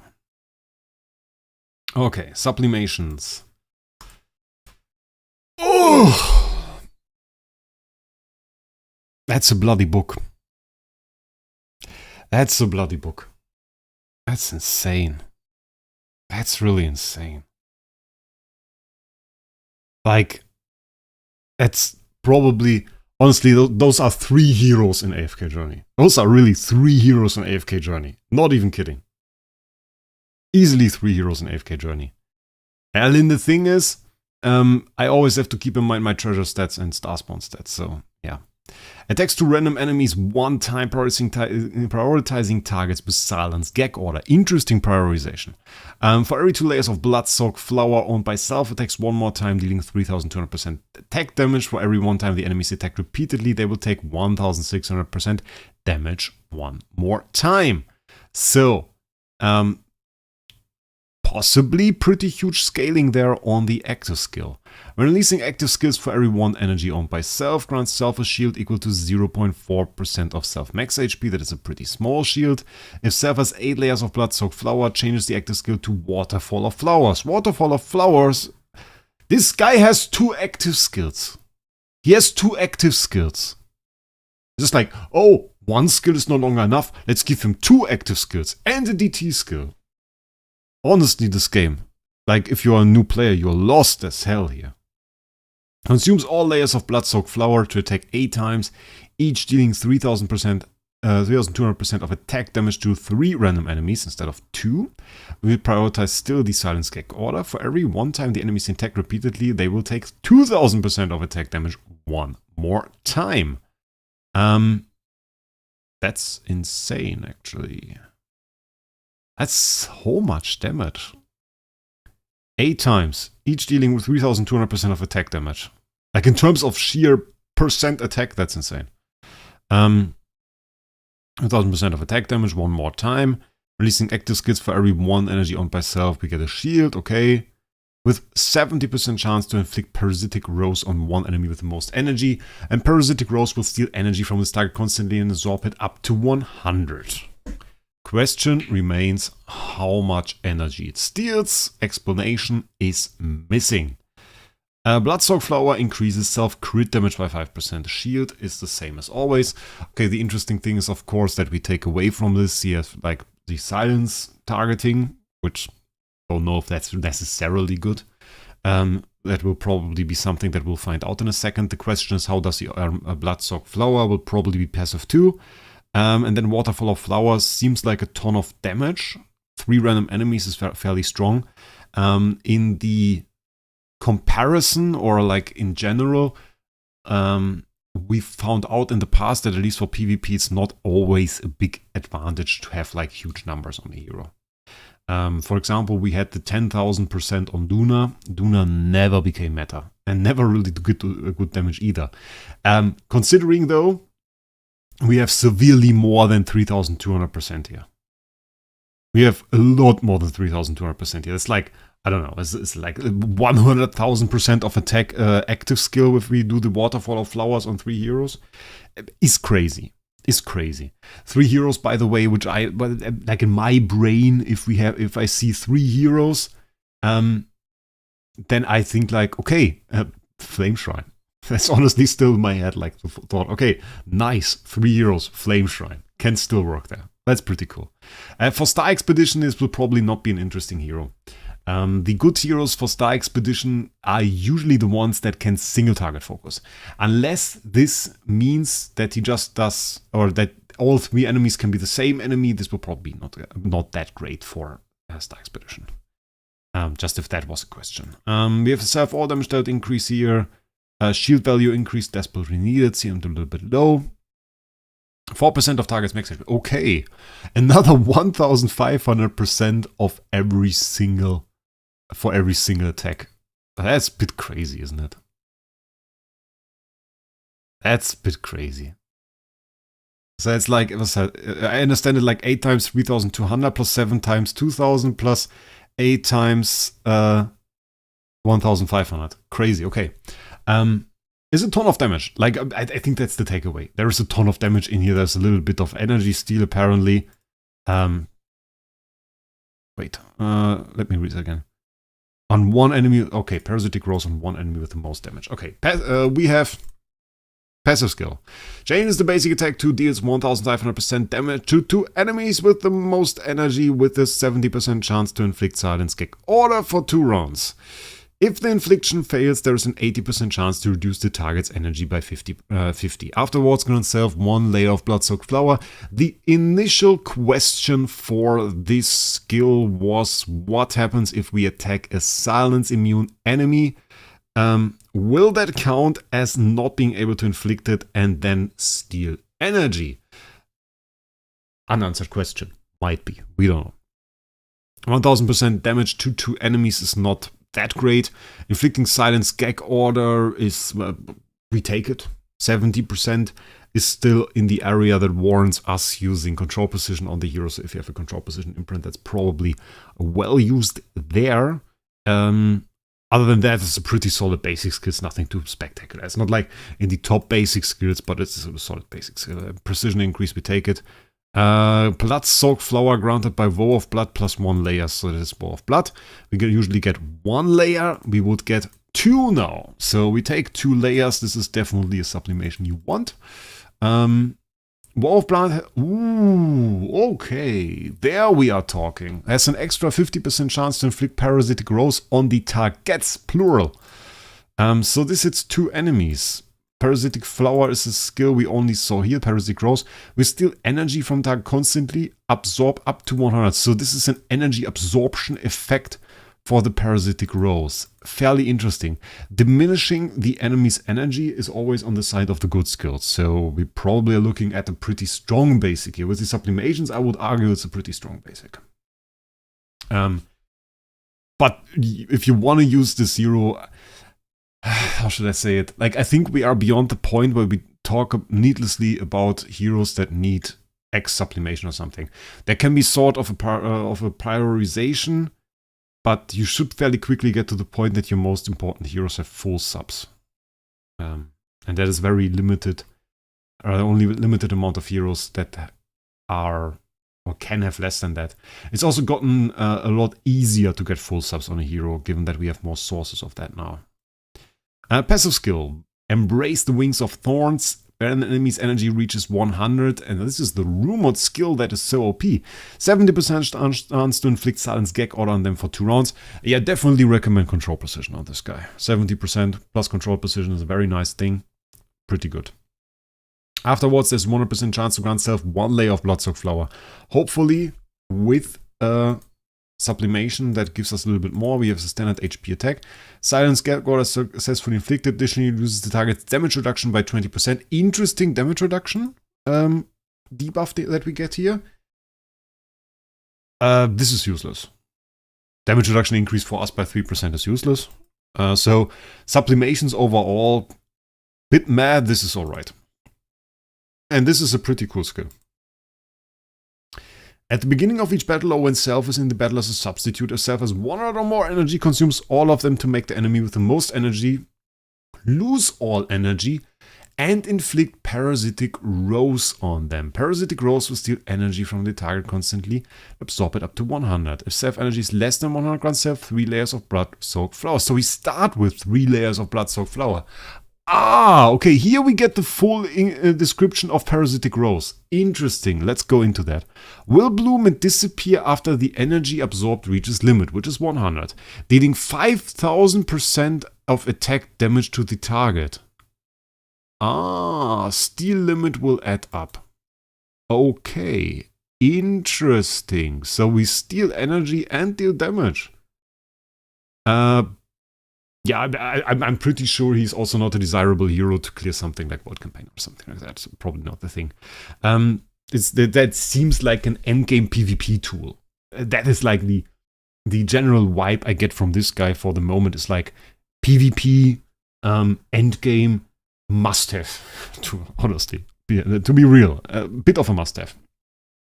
This is like this ability is a bit like an HHA core. To an extent, you know, in the way where you have to adjust your team a little bit to play around it. This is definitely something you want to keep in mind. If you play PvP, if you like PvP, then you have to know this ability and you have to play around it. Because this will drain the energy of one hero, and a lot of the times you play energy on your main damage dealer. Your main hero, your number one, your maybe IHP or something, has like energy, has a ton of energy, and is supposed to get Destiny transition. You want to activate Destiny transition, like in the way we can take a look at IHP. You want to activate your Destiny transition from Destiny rank 6 so that you get all the armor ignoring damage and stuff. And for that, you usually use active skill energy gain.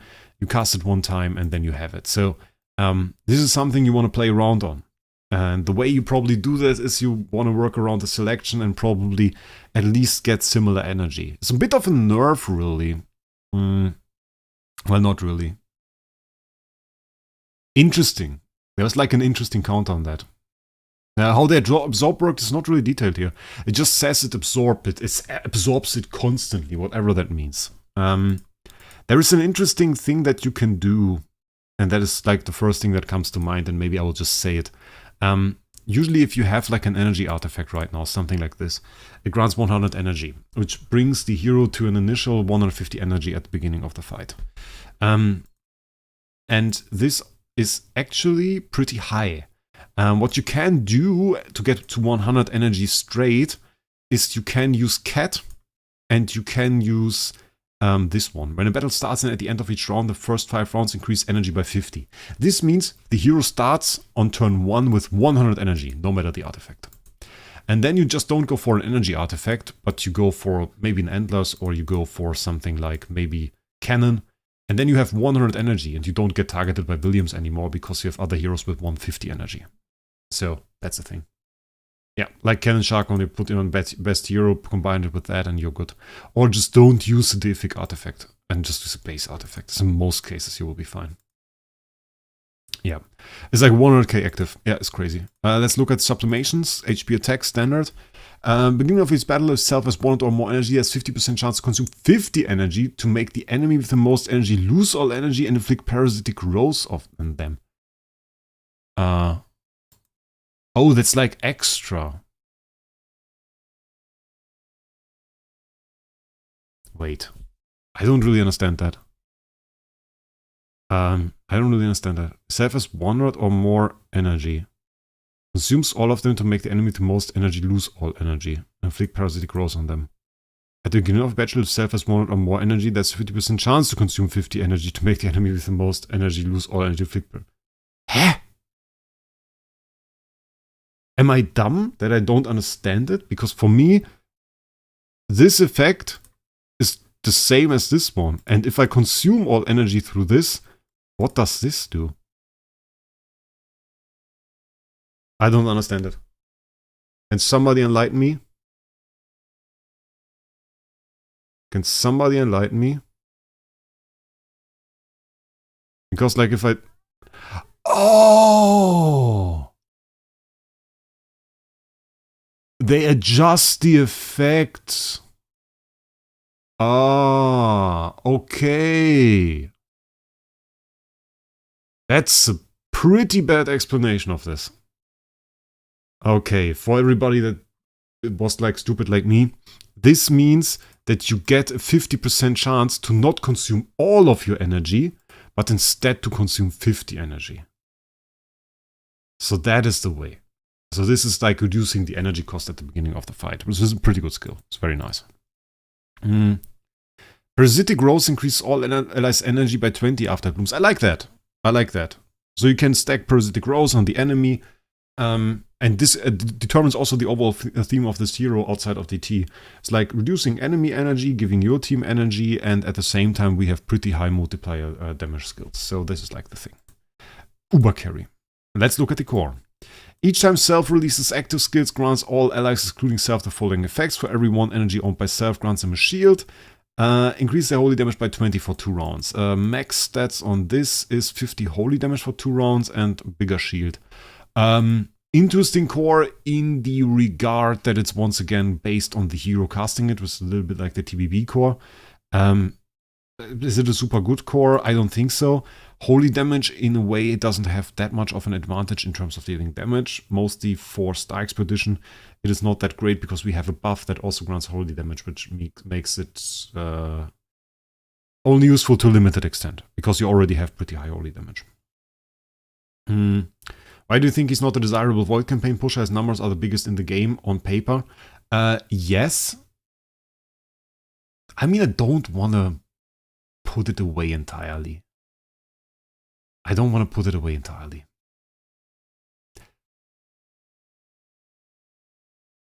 I think DTV is a bit crazy and deals a ton of damage, but like it could be good. It could be good.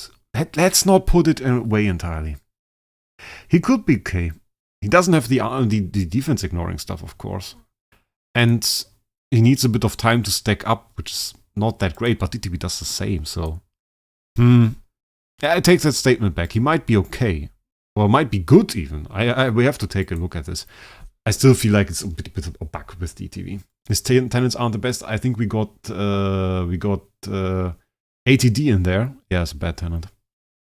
And so I have 6 layers of transition power, consumes 6 layers of them to attack 10 times, each dealing 500% of attack to random enemy. Afterwards, there's 100% chance to inflict silence gag order on one random enemy for 1 round.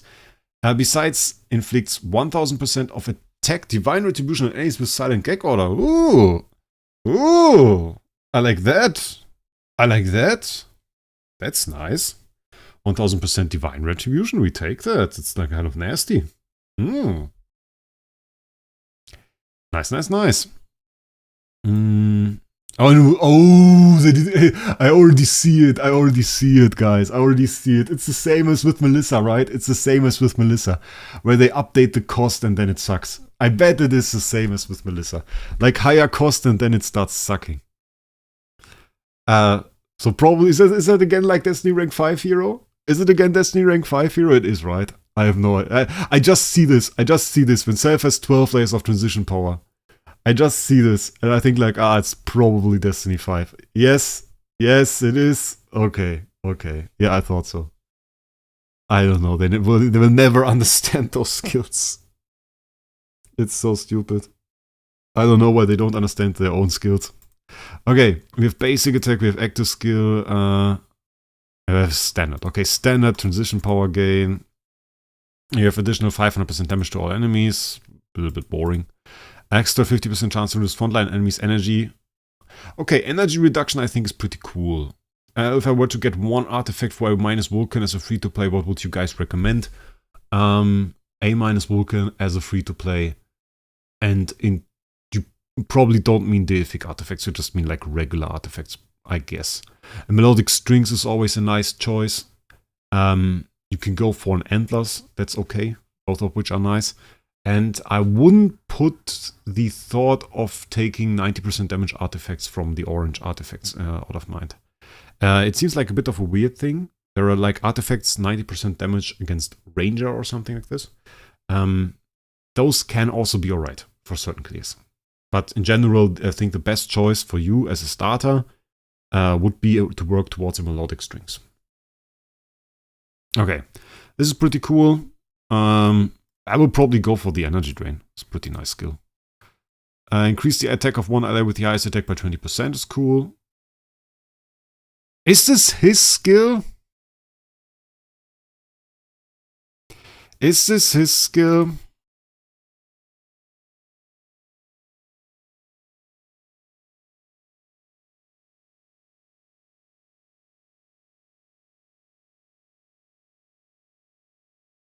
Might really be his skill, because it looked so much like the DGN1, and I'm always a little bit aware of that. The buff removing is astonishingly not that strong, but it's nice if you have like a strong void boss maybe. Probably just go for attack on the regular basis. On day to day you go for attack. Damage reduction, less damage reduction for silence gag order, extra 50% chance to twine the backline enemies for 2 rounds. That's crazy, honestly. It's like 50% chance to twine backline. Just the entire backline. Just like that. I will probably go for the twine. Yeah, 10% damage reduction. You go for the twine on this one. Strange that he has that. It's regular twine, by the way. It's not the Transcendence twine, it's regular twine. Save all damage dealt. Probably just all damage dealt. And then we have this one. When Scythe has 12 layers of transition power, consumes 12 layers to attack 10 times, each time dealing 1000% of damage, does double the damage. Afterwards, 100% chance to inflict Silence Gag Order on 3 random enemies for 2 rounds. And then we have inflicts 1200% of Divine Retribution on enemies with Silence Gag Order with an 80% chance to inflict Parasitic Rose on the enemy with the highest attack. This is a substantially better active skill. It's a substantially better active skill. And the other one didn't have silence, right? The other one didn't have silence. Or did have silence. On 1 random enemy. Okay. Okay. And we have 3 random enemies now.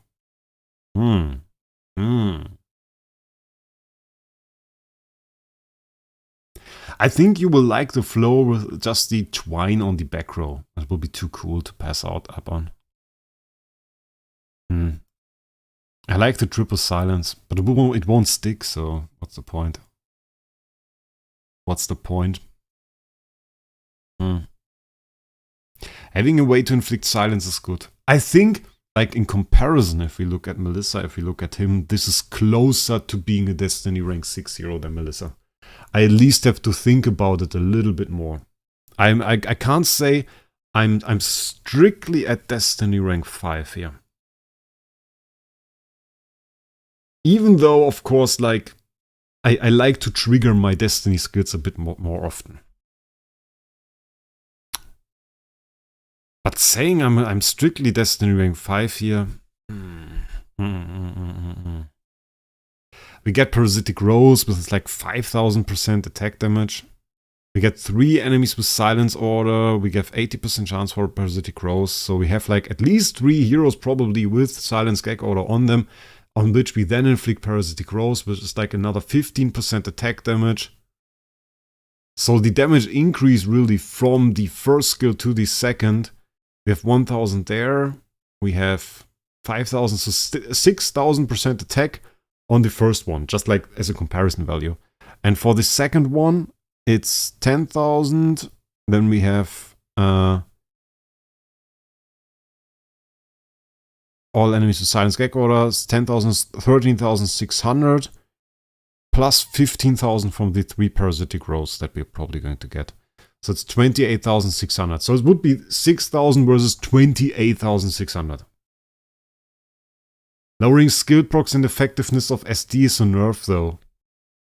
The question is if SD even works on Destiny's transition skills. And honestly, I haven't tested that. Because the proper description for SD is wait, let me check that. I can't show it right here. I can only show you in the skill menu. But it says something like only works on skills or something like that. So what they mean is that it works on active skills. It doesn't even work on basic skills.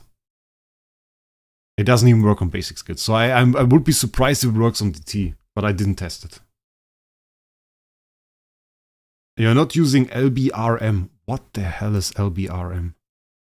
Is LBRM Melissa? Okay, LBRM is Melissa. No, I'm not using her at Destiny rank 6. I'm using her at Destiny rank 5. Works pretty well. Yeah.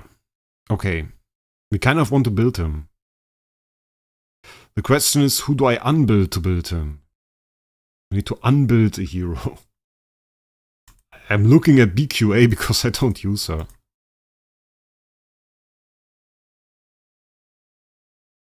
Ew.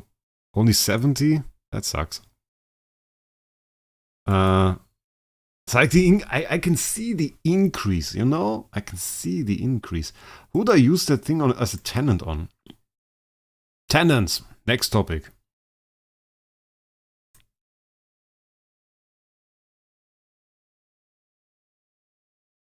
Resonance Manual. Currently in use as Alikita tenant. Ooh, Alikita tenant. Only Alikita tenant. That's pretty crazy. Yeah, okay. Yeah, the problem is already that we have an ATD. Like, the ATD in here sucks already. Also tenant for 6 Transcendence heroes. Just saying. 6 for 6 Transcendence heroes. So, if there's an SSS ATD, I should probably buy him. IHP as tenant sucks as well. Like, I don't know, IHP is not a tenant. So as tenants, I mean, IHP, I have a good one. I also have a decent ATD, and I probably won't set up it. But like, EOS is great in PvP. EOS is really great in PvP. The problem I have with that, if you go into PvP, like, you don't have IHP as a tenant. You don't say, oh, I put like Destiny transition materials on my IHP and then I put her as a tenant. I don't do that. Most people don't have ATD set up. The tenants really suck. The tenants really suck. And they don't really have a good track record, by the way, with improving the situation. Look at that. IHP still only one tenant in the last slot. Still only one tenant in the last slot. He became tenant for Luna. Congratulations. That sucks. Nothing here. Nothing here. It's just like Wraec Investa, who's tenant for €5. Which, by the way, fun fact. I don't know if I showed it. I bought SSS tier recently. Has silence immunity, but I don't use her in Star Expedition. So, yeah. Yeah, in terms of testing, I don't know. I don't know. We should get ahead for that of that. How do we start with that? For AFK Journey, I would tell you if he's good for early game. For Idle Heroes, I gave up on that. I think the best way to do it is to set him up. What to use Wraec Investa for? Nothing, bro. Nothing. Yeah, it's in theory is pretty cool. I mean, she has a bit of a use now. Like, if you think about it, you could combine them. They are a combination. You have Silence Gag Order on you. And is there another Transcendence hero with Silence Gag Order? In theory, you can use Wraec Investa in a team with Williams. And just like go ahead and put her in there. And then just let her go to low HP.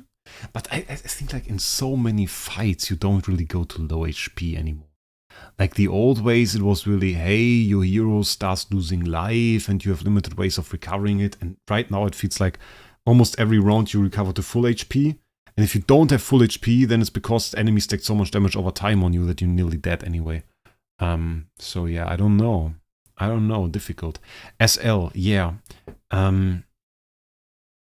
Yeah, once is enough. But under circumstances, once is enough. You also have to keep in mind, increase all allies' precision by 50%, attack by 24%.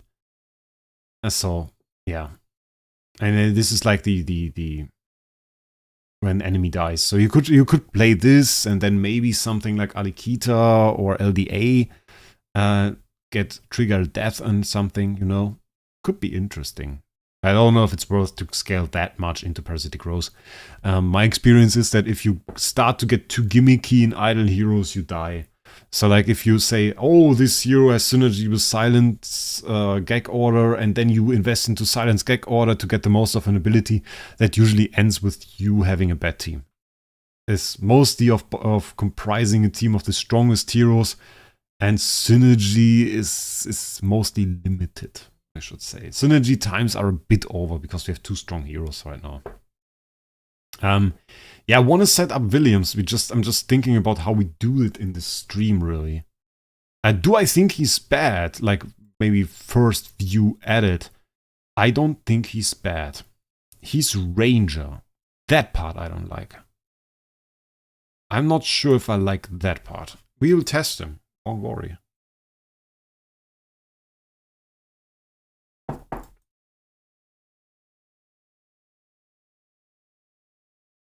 The thing is, it makes a difference in train. If we take a look at Mage, we see the control precision 35.3%. We have the CI offset 20%. We have the Mage star spawns who provide CI offset. So we have very limited CI offset, which is bad. Which is very, very bad, actually. We started getting a little bit for Ranger, but you can see control immunity offset is 7.5% from train at the moment. Precision at 15%. So that's not really very high. That's a problem. And the other problem is that if we find it in the galactic tree. We can claim this X, by the way. Oh, star spawn. The other problem we find in the galactic tree, and this is the star spawns. And the star spawns here that provides control immunity offset, something like this. Look, stat bonus for mages 50%, so he only gets the base value, which is bad. So despite him being a CC hero, I think he will struggle to CC. It's the same way as with LFA, where you in PvP rarely see him fear anybody. Endgame, we have so high control values that you need to scale into a hero to have him CC. And for most, the easiest fix is to just have them be mage class. Weaknesses in form of his tenants. I'm going to get to that in a second. I think his tenants are a major problem. The tenants are a major problem because we are looking at the hero here where we potentially say he is a damage dealer. And having no viable tenant at the moment is a huge issue. I couldn't provide this guy with a meaningful tenant. I could do it for some time, but if I want to use him in PvP, I certainly have to remove that IHP. So he will get mediocre attack at best. That is the thing. You will have mediocre attack at best. And I think that is a huge issue. And right now, I'm not quite sure how we are supposed to set him up on this account. That is another issue. I don't know which hero we should probably reset for it. I think the obvious choice would be like as SDE. Do we have Stella? Just test him in Realmsgate. We can at least make him V4. We can probably upgrade his tree, then move. Yeah, okay, we can upgrade him. We can upgrade him. It's no problem. I can just take that for the second. Test on FS. If it's open, we can test him. If it's open, we can test him. I would like to test FS. Still a little bit of a thing. Take meds from SDE. I take the meds from SDE for the second. Even though I like SD. But we take the meds from her. It's okay. I think it will be more useful for the moment anyway. We should have sublimation materials. That should not be an issue. BS maybe. Not in this live stream. If we do BS, it's a YouTube video, mate. It's a YouTube video. Because BS would be like, I can make big content with it. I can say like A- Williams versus Broken Spaces, and people tend to click that. So yeah, like that's probably going to be a YouTube video. SD I use for PvP. I set her in the last ace as well. Yeah, well, for the second to last ace. Last ace, I pretty much forgot to set up my heroes, which was a bit annoying because I got a really bad loss there. But it's like the problem is I have limited time. Like I can set up, I can do the stream at the moment, that's cool. But then we already get to the point where I'm like, okay, now I already have to, we have to make an AFK journey video. I made the AFK journey video before we even started the live stream. So like I always have to keep that in mind, and that is of course a bit stressful. Yeah.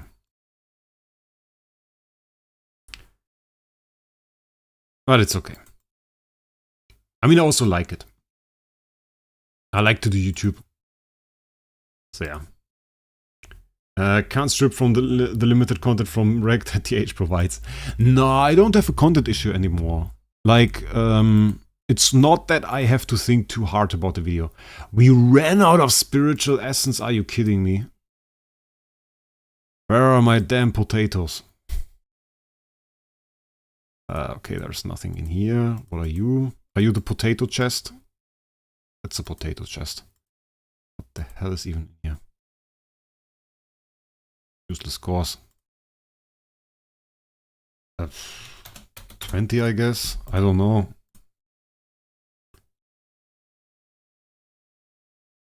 Where's my hero? There. We need more, I guess, or... Now I ran out of Stella. Are you kidding me?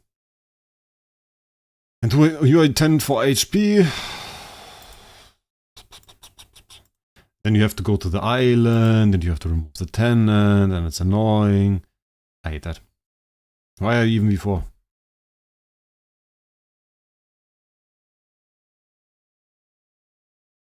If we bought Stella, we wouldn't have the issue. Or if I checked my chests, because we're guaranteed to have a chest somewhere that includes tons of Stella. So, yeah. You have a V1 Mockman, yeah, that as well. That's probably V1 plus something. But we need a lot more Stella here. Because that guy will go to 120. I don't need the V4 on that. Probably not enough. 112. Okay, we need a whole lot more. So I can set up, I can just use the remaining 20 chests. There. Potatoes. Let's go. 300k. And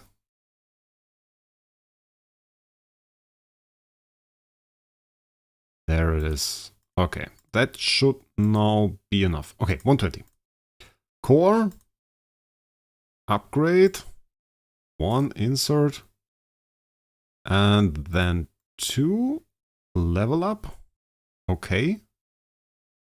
And then we need my SDE. We can remove the meds from her. Go back to William. Upgrade this guy to 400 real quick.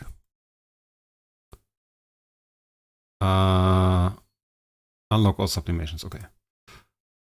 We don't have active skill sublimations. What did I do with all my sublimations? Okay, we're really low on some of those. I need like 70k basic and 180k active. Who cares? I just used 40 of those chests accidentally for cores, which I don't need. Like, complain about that. That is worth complaining. 108k, I guess, plus bit. Yeah. Do I have more sublimation materials? Because I'm a bit low. Oh, there are more. Oh, those are 9,000. Okay. Problem solved. 9,000 chests, 15 of those. Where are my active skill subs? Active skill subs, I need 75k.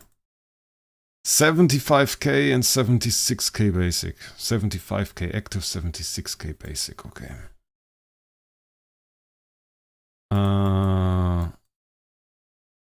10 of those are 90, so 81 is 72. 72 and 1 chest, so it's like 8. Yeah. 8 chests here and 1 for the active. And because I don't need to think, we throw the rest here, and that's probably not enough, isn't it? Probably not enough. It's enough. Okay. Problem solved.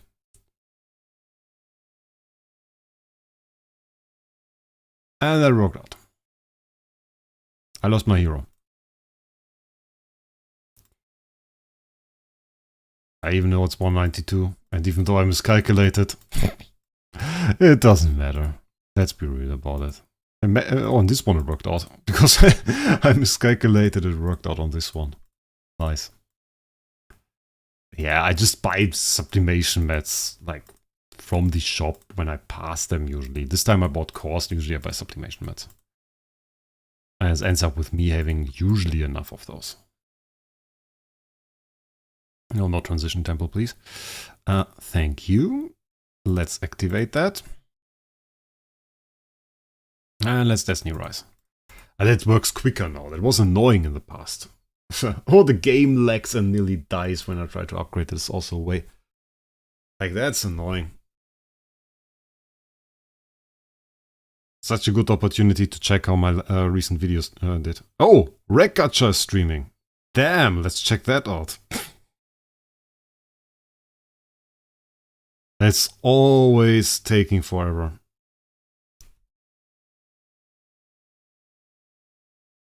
Okay, quick upgrade. Oh, this time it was faster. That is way better. Polystar is okay. Quick upgrade. Not Nirvana. For the moment.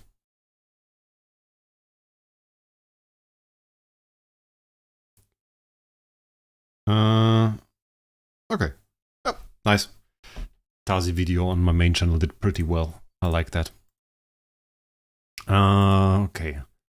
Frontline energy reduction we set. Energy increase is alright. Silence Gecko order was the wrong one. We twined the back row and we increased the all damage dealt. Okay. Nice. Okay. This would be the regular setup that I would go for. Like with Destiny rank 14 here. Can maybe go for like something like this. Or Flame Shrine at least. Do we have gear? Oh, I didn't make gear. Bloody hell. Okay, we have to make gear. We have to make gear, guys. Didn't I make gear? I could swear I made gear. Didn't make gear?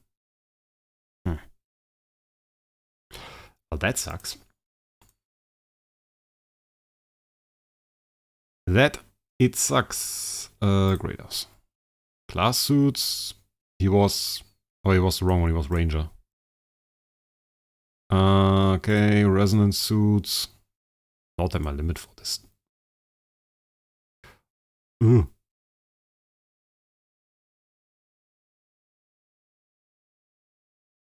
He's mage? He's not mage. He's guaranteed not mage because I just talked about this. I swear to God he's not mage. He's ranger. There it says ranger. Yeah, he is ranger.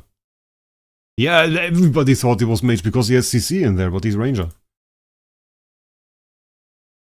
It's also not good that he's mage. Aside of that. So yeah, that's a thing. Do we have enough material? We never have enough material. What do I even think? No way in hell do we have enough. We go down to 15 on this. Oof, 78. For real? 82? I don't need all that material. How much? How do I have so much of this? 63. I don't care.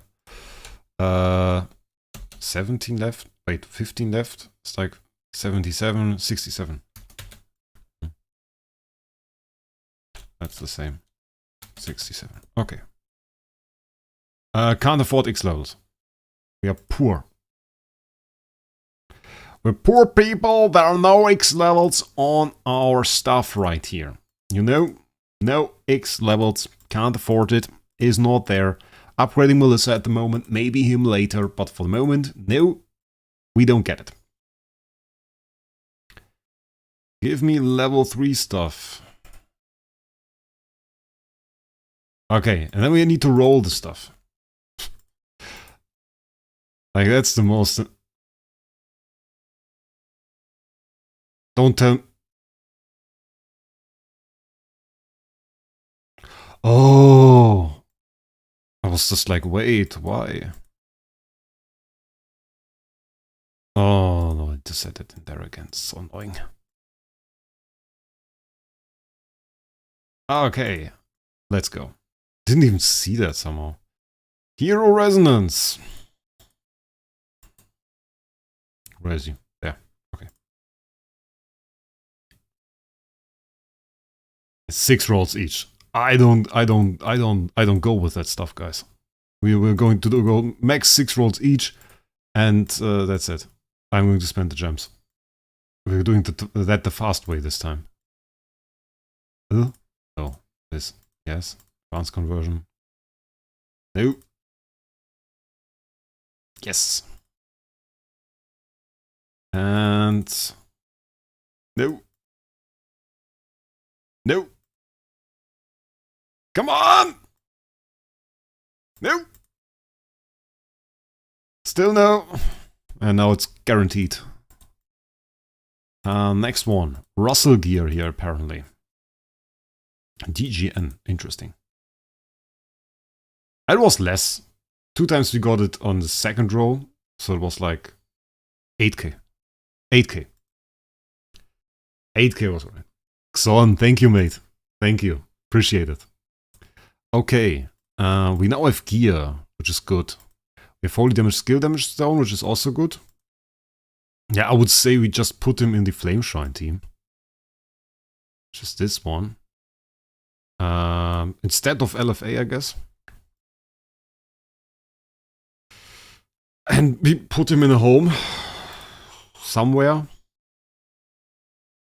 Where we are back to the homeless people. For those that were there at the beginning of the stream. I guess we are back to that topic now. The Arm was certainly not. Wraec, I guess. I don't know what stats do we have. Wraec 220, that's too much. Armor break 111, that's also overcapped. 42 crit is probably way high enough. What do I even put in there? 220 Wraec is too high. We have such low crit on this guy, even with crit imprint. I think we have like armor break or something. I don't know. I can run skill damage, I guess. Skill damage is pretty alright. We have this. Okay. Save. We don't have a skin.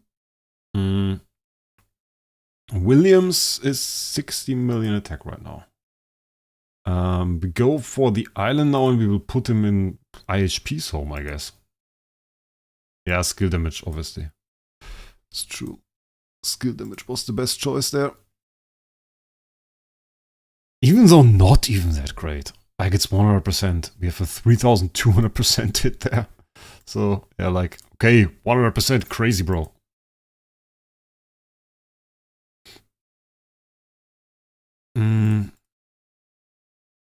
Okay. Yeah, we no eligible hero there because we have... we can swap this out. She gets 14k attack again. I'm so jealous of... we get like 3.8k. Look at that slot 4. That's a proper slot 4. 14 mil attack. Oh, this. This with Demon Bell. Halloween skin? I mean, Halloween skin would fit him. Would fit him. I tell it like it is. Would fit him. It's pretty good. I probably need to put like a flag or something on her. Get a little bit of attack. Okay. What's with that ATD? Did that ATD have attack? He is set up to be a tenant, so why not? Okay. What does the attack say? Attack says 80 mil. Okay, wait, we can do soul power. We can do soul power. We can boost it a bit more. Ah, but he's only A minus. Will be low soul power. Will suck a little bit. Where is he even there? Yeah, like A minus is no level for my account. Let's be real about this. This is not very impressive. Tenant has 9.3k soul power. And then we have this. And yeah, that's not very crazy overall. Okay. Wait, we can... No, he has to be fast. As if I put soul power on that MFF, she's going to outspeed him easily. So that's it. Yep. Brings him to 99.83. But with the wrong artifact. And holy damage, skill damage. So yeah, okay, we have like 100 mil. We have 100 mil. 100 mil attack, and we don't have Flame Shrine. We don't have Flame Shrine!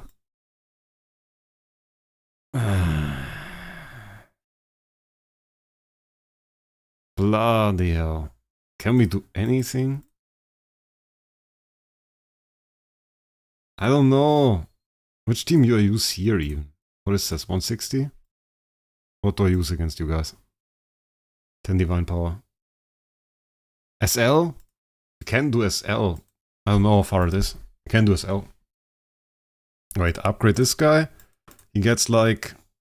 I don't know, melodic strings, I guess. Probably should put Unbending. And then we have SQH with him in there. Just going to absolutely destroy it. World Boss. We go SL. We go SL. I think SL is cool. SL is like something where I think people will be fine. So if I do it with you guys and then later on maybe something else, then I think it's okay. Also have that. Is this... Wait, is TBB's... No, TBB's is wrong faction. Who else was in that faction? BQA, right? I was just like, TBB's also energy drain. Is that maybe the new thing? But TBB's not an Abyss hero. So I was completely wrong about that. That was dumb. BQA. And that's it. You want him to start with no 100 energy though. You sure? Okay. No 100 energy for the start. Yeah, well, in that case, we can go with like the holding sea rocket shell. In PvP, you definitely want the 100 energy. In PvP, most definitely. We're on 37 here. Can take her out. Wait, to go like this. Okay, let's see. Wait, which core do we use? Increase crit, Rekindling Ash. We can use this core. Oh, this is okay. Let's see.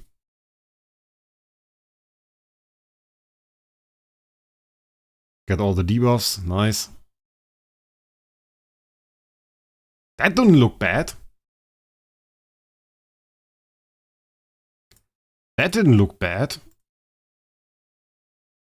Let's get to the tougher stages though. We can use Phoenix because we have Burn actually. Was that his damage? No, this was SQH, right?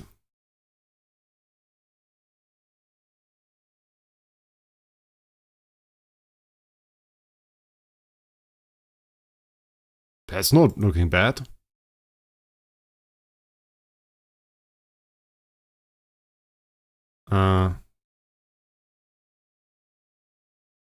It looks super cool, actually. Makes me regret not buying that SS Williams for 300k recently. But honestly, they've been nice. But yeah, that's like the active skill. Getting like a ton of extra hits. It's pretty sweet.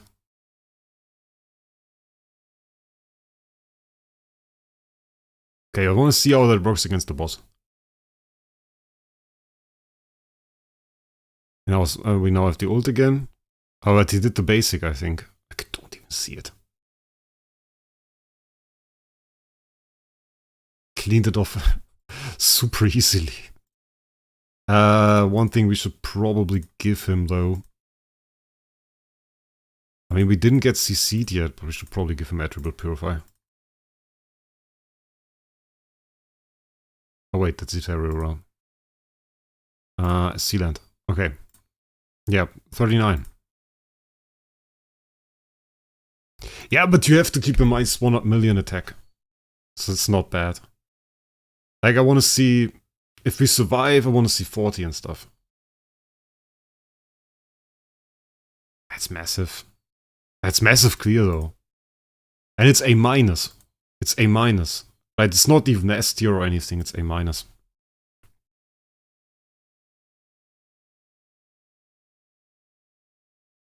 Yeah, but oh, that's the Parasitic Rose. Look, there it is. Parasitic Rose. I want to see the energy on this guy at the end of the round. Let's see. I didn't see any change. I didn't see any change. Or is it like when he gets extra energy? I didn't see anything. Weird. Okay. I don't know about this Parasitic Rose. I think the Parasitic Rose has a very bad description. I think that has a very bad description. Should be reworked.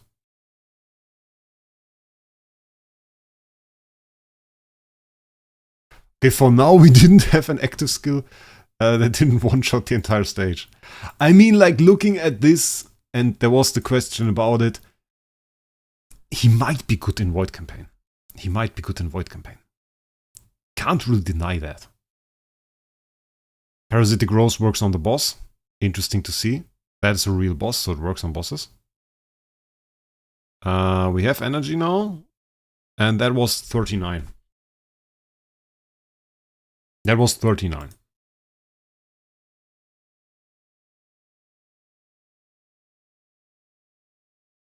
And if we get SL40 like this, I will show the stats. Ooh, look, we got low HP. Okay, we still didn't find the end of that.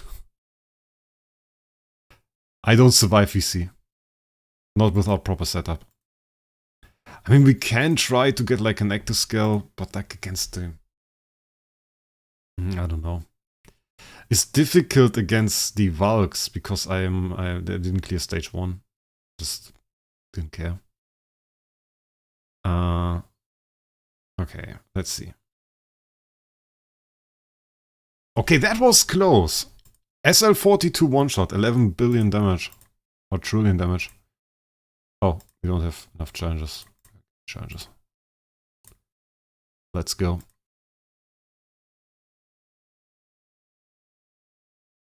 And we didn't do Destiny rank 6. That's Destiny rank 5. Destiny rank 6 in theory also again big damage. Okay, this guy survived, but he's white. Okay. This was... So it's like 11, 13 billion damage? Trillion damage? Not bad. Hollow, everything is one-shot. Hollow is too easy. We can try the first Void Campaign stage. That's SL40 Abyss. I want to send that to Aaron. If we clear that now, I want to send that to Aaron. Okay. Interesting. Interesting. So this survived.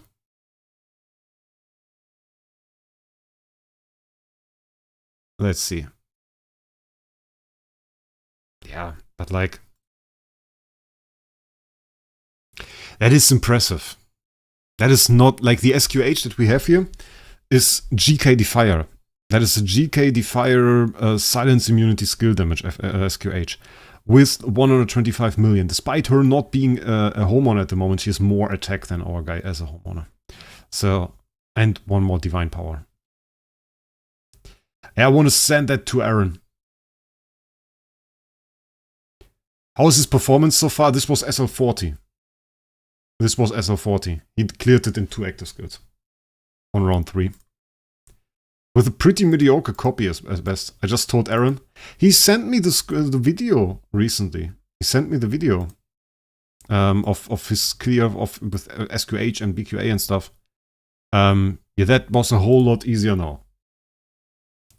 Is it super OP? We got Giant Killer, Armor Break, Control Precision. So it's like... It's not like a whole super insane stuff. Try against Void Boss 4. I mean, we can't do that.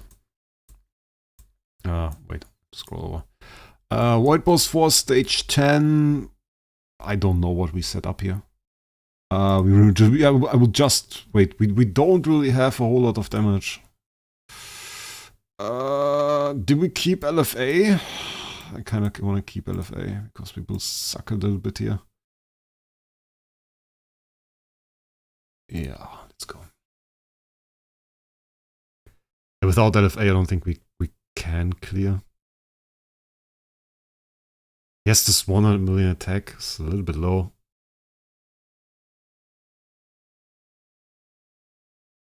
Parasitic Rose is on there. And the CC, so like double.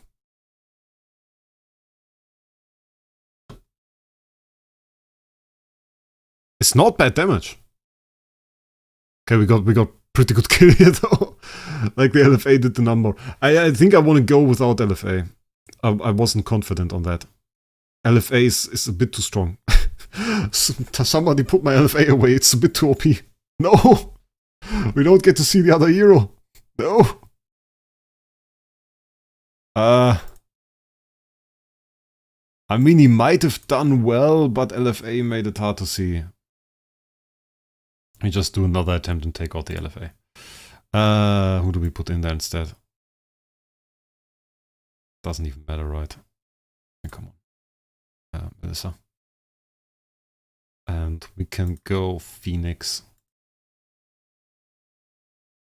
Let's go Phoenix. Let's see. Can he be first trans though? Ah, mate, no. I'm no early game expert. Don't even want to say it. I don't even want to say it. Okay. Don't really have shields. And highest attack, he's not highest attack. That sucks. So he doesn't get the Melissa buff because he's not highest attack. That's so stupid.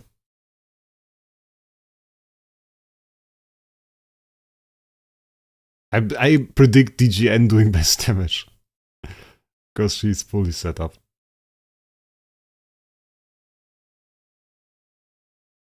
Ah, and I didn't put Balance Strike on him. We can do another attempt with Balance Strike.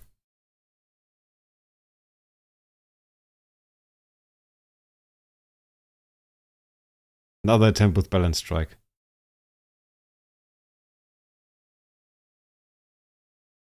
I kind of still think like could be viable heroes. Next tenants are good. Yeah, I think that's also probably the thing right now. You won't. Ooh, big damage. You won't find a viable early game route for him because you just can't really set up the tenants for him well. You just don't get him to high attack. I think that's the issue. But then again, I can put a lifestyle on him. Oh, we should upgrade him to Destiny rank 6. You know the reason? The reason this guy needs to go to Destiny rank 6 is, and this is pretty decent, is that he needs to have a lifestyle. It's a damage dealer. So there's not the option to keep him at Destiny rank 5. I think that's the major difference here. We need to get this guy to Destiny rank 6. So like saying, oh, he can be a Destiny rank 5 makes no sense. So this is a Destiny rank 6 hero. Keep it like that, and what we do is we remove that. Do the Balance Strike. Okay, let's try again. What about full damage, Artie?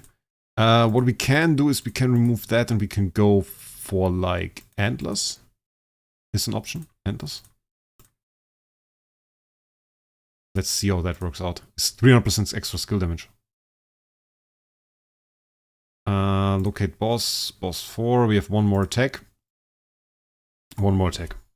Antlers is on there. We still don't get the buff from Melissa. Ah, but who cares? Let's go. Let's go. Do I want an S tier from this guy? Obviously! Bloody hell. I still don't understand how Parasitic Rose works. I had the feeling it just removed some of his energy, of the energy there. Okay. Pretty good damage on the minions. No, the nerf. So like the thing with the heroes that you upgrade to Destiny rank 6 and their cost of the transition power goes up from 6 to 12 is that you trigger all these small sub nodes less often. Oof! Ooh! Ooh! Oh my god! Oh my god, he just annihilated all the minions. Okay. Okay.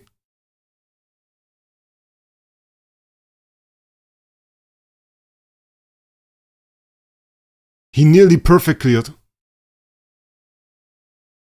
A- copy, and he nearly perfect cleared. That was Void Boss 4, 100 million attack, and he nearly turned 6 cleared. With nearly doing all the damage. That is fairly crazy. Okay, that is big damage. That is big damage. Attack 102 million. We have Glittery Antlers, we have Holy Damage, Skill Damage on here. This is the setup. Stats. I mean, we have stats. We have 600% skill damage and stuff, 160. There, with Armor Break going on, Holy Damage, all of that is there, of course. No Lifestar. No Lifestar. What we could have done is we could have put Cat on him. Cat would have been pretty crazy. So cat, I mean, is another 20. I mean, it depends on the copy, really. But like the thing is, I don't think there are good copies. Can we see if there are good copies?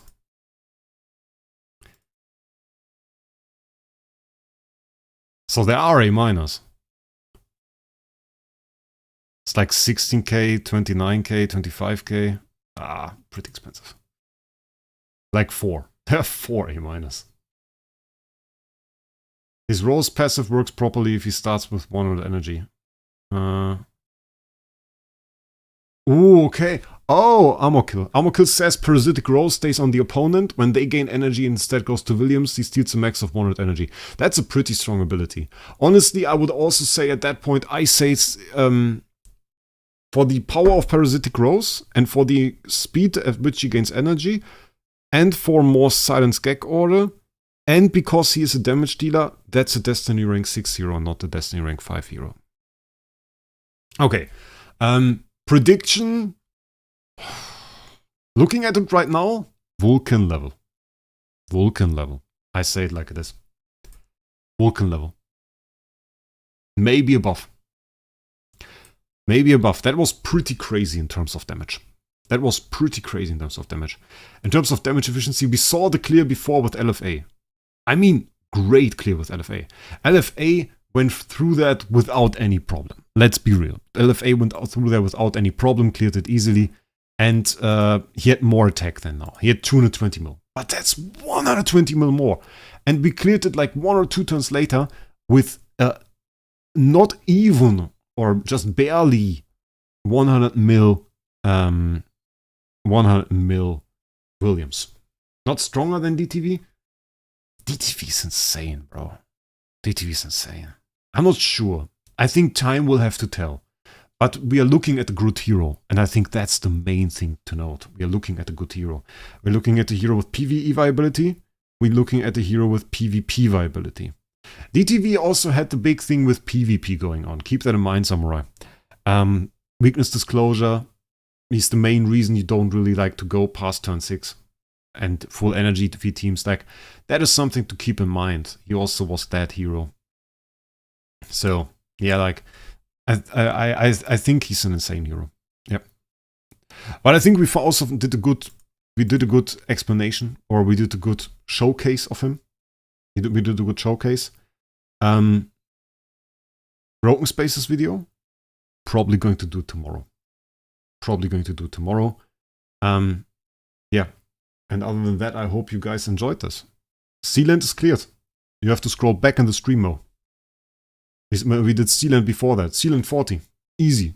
Easy Sealand 40 clear. So, yeah. But it's also a thing like before Sealand 40, an Abyss was considered difficult because we didn't really have a damage dealer type hero. That's the first time we have an Abyss Transcendence hero that is a damage dealer type hero. And I think the design is great. I think the ability animations are great. I can't wait to use him in Flame Shrine. And I would end the stream here, actually. I'm actually done. One last thing that I want to ask all of you guys. If you are watching this stream right now, according to YouTube, 201 people are at the moment, which I'm very thankful for, because we managed to have a very constant viewership here across this live stream. Can you try VC once? Yeah, but we are going to get destroyed, and if I keep Balance Strike on him, we are super destroyed. I can do that. If you are watching right now, check if you've subscribed to this channel. Just check if you subscribe to this channel, because I think many of you aren't. Many of you aren't, for the sheer reason that I still see, I see 70% unsubscribed at the moment, which sucks a little bit, I have to say. So yeah, but it would be great if you guys could check that out and see how that works out. I don't know if you can go to reward campaign. Like this stage, I would have said it's like TTV. Notifications on, I hope so, you guys have that. Subbed, nice. Yeah, to write in chat you have to be subbed, but I know there are a lot of people like watching that maybe they maybe just listen to the stream or something. So it's good as possible that many don't have it. Yeah, okay, we don't get to the active skill. We are a bit too slow. 100 energy at the beginning would mean we drain our energy unless we just go for the 50. We could go melodic strings. And hope for the 50-50. It's possible. Yeah, we can go. I will do PvP testing later. We will attack this till we hit the 50-50. We need full energy turn 1. We might get it through hits as well. We have full energy, so we are good.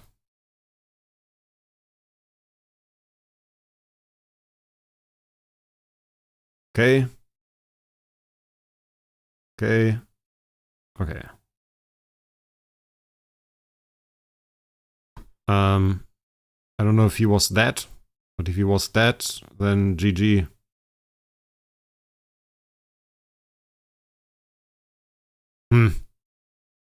Difficult. I don't think he gets a proper active in this team. We would need to set up this team more. We'd need to set it all up a little bit better. We need to make it a little bit more tanky, and then he would need to reach turn 2. I think it's not just like he's not going to get big actives though. It's like we need to probably set it all up a little bit more, a little bit better. Dark. It's my bloody artifact. We don't have artifacts. Okay. Priest. Who knows? I can try this one more time again. But I'm not sure, like, I don't really... Do I have a holy armor hero? Can tank a little bit? I don't think I have, like, tanky heroes at the moment.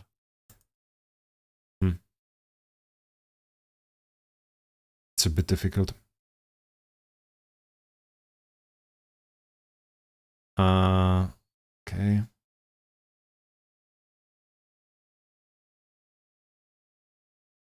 Oh god, he got killed turn 1 and we can't skip that. That sucks so much. Can see if even one hero gets to active skill on turn 2. Yes, yeah. Okay, I mean, in theory it could work. In theory it could work. In praxis it won't. I mean, round 1 big active.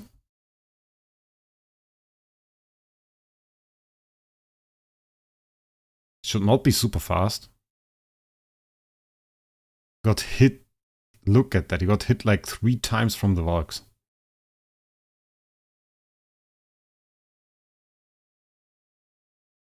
Okay. Killed the Valk. Killed the Valk.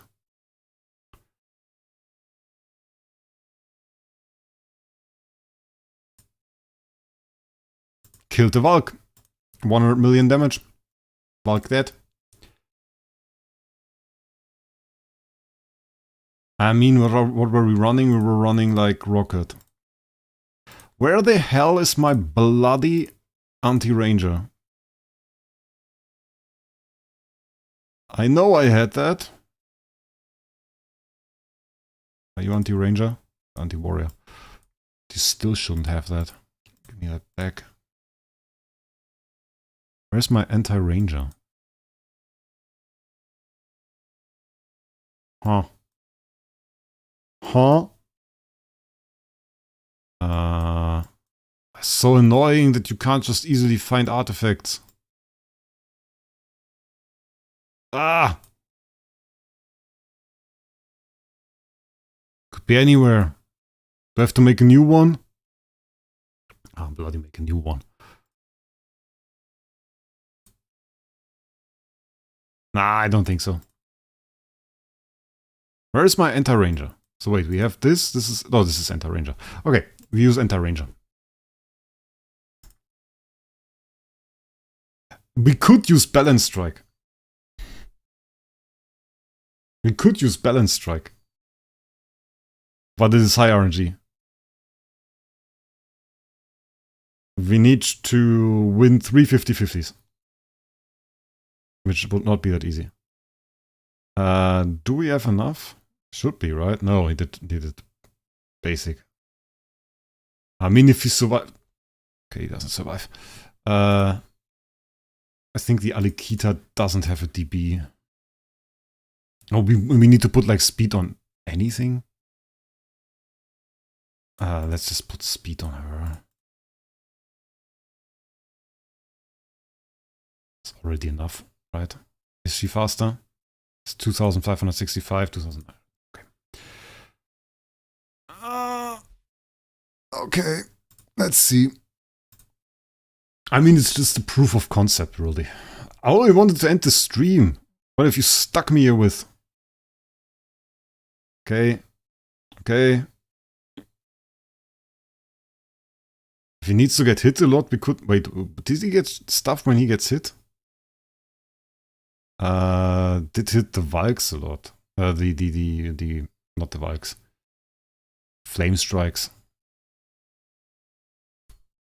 I was a little bit wrong. That was a little bit wrong. Killed the Valk though.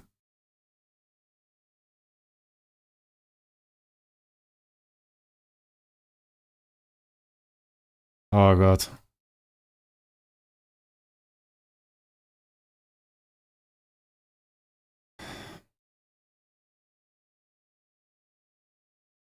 Yeah.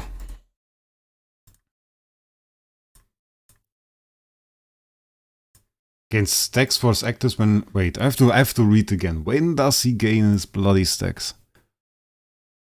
I mean, it's nice that... Why does this... Oh, it's because of the control unity stuff that I said, right? Where was this bloody other thing? Like the bloodsoak flowers. Oh, that's... We have to go below 100 to get 3 stacks of this. And then from a basic you would gain more. Okay. So it's like hitting him is not important.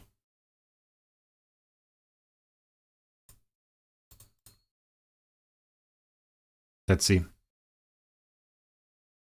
I mean, if we have good RNG and he doesn't die and mainly targets the Valks, I think he could kill all 3. If you put Balance Strike... I mean, the best way to clear this would be Balance Strike Macro. Balance Strike and just Macro would probably just easily destroy it. And just deletes a Valk. Okay. Interesting. That was not good. Turn 2 active wasn't good. Turn 1 active was nice. I don't know if that's necessarily more damage. It's like...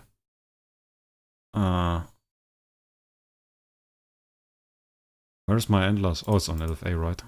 Is it on LFA or did I just not see it? I did not see it. Let's try this again.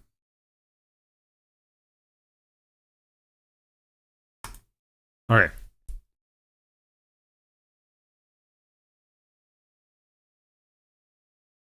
Turn 1 burst is there, yeah. I mean, if you have like a big oh, that was not great.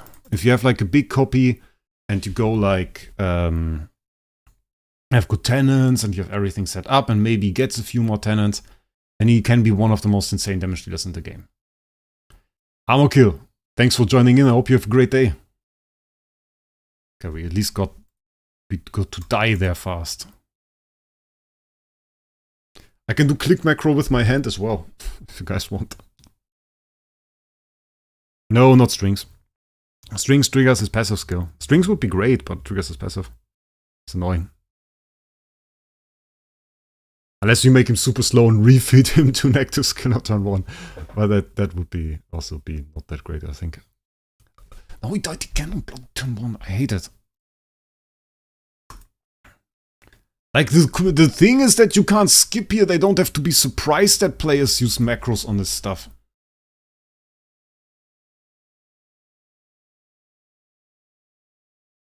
Now I just want to say, now watch DGN cleared. Now watch DGN cleared. Would have been crazy.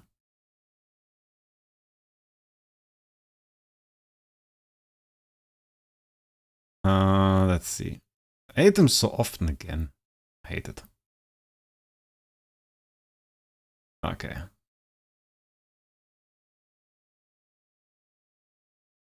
And he did the basic.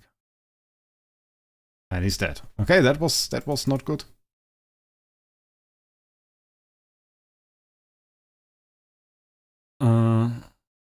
He could be definitely like if we made a tier list, I could probably see him like S tier and put him there and just put him in the top tier.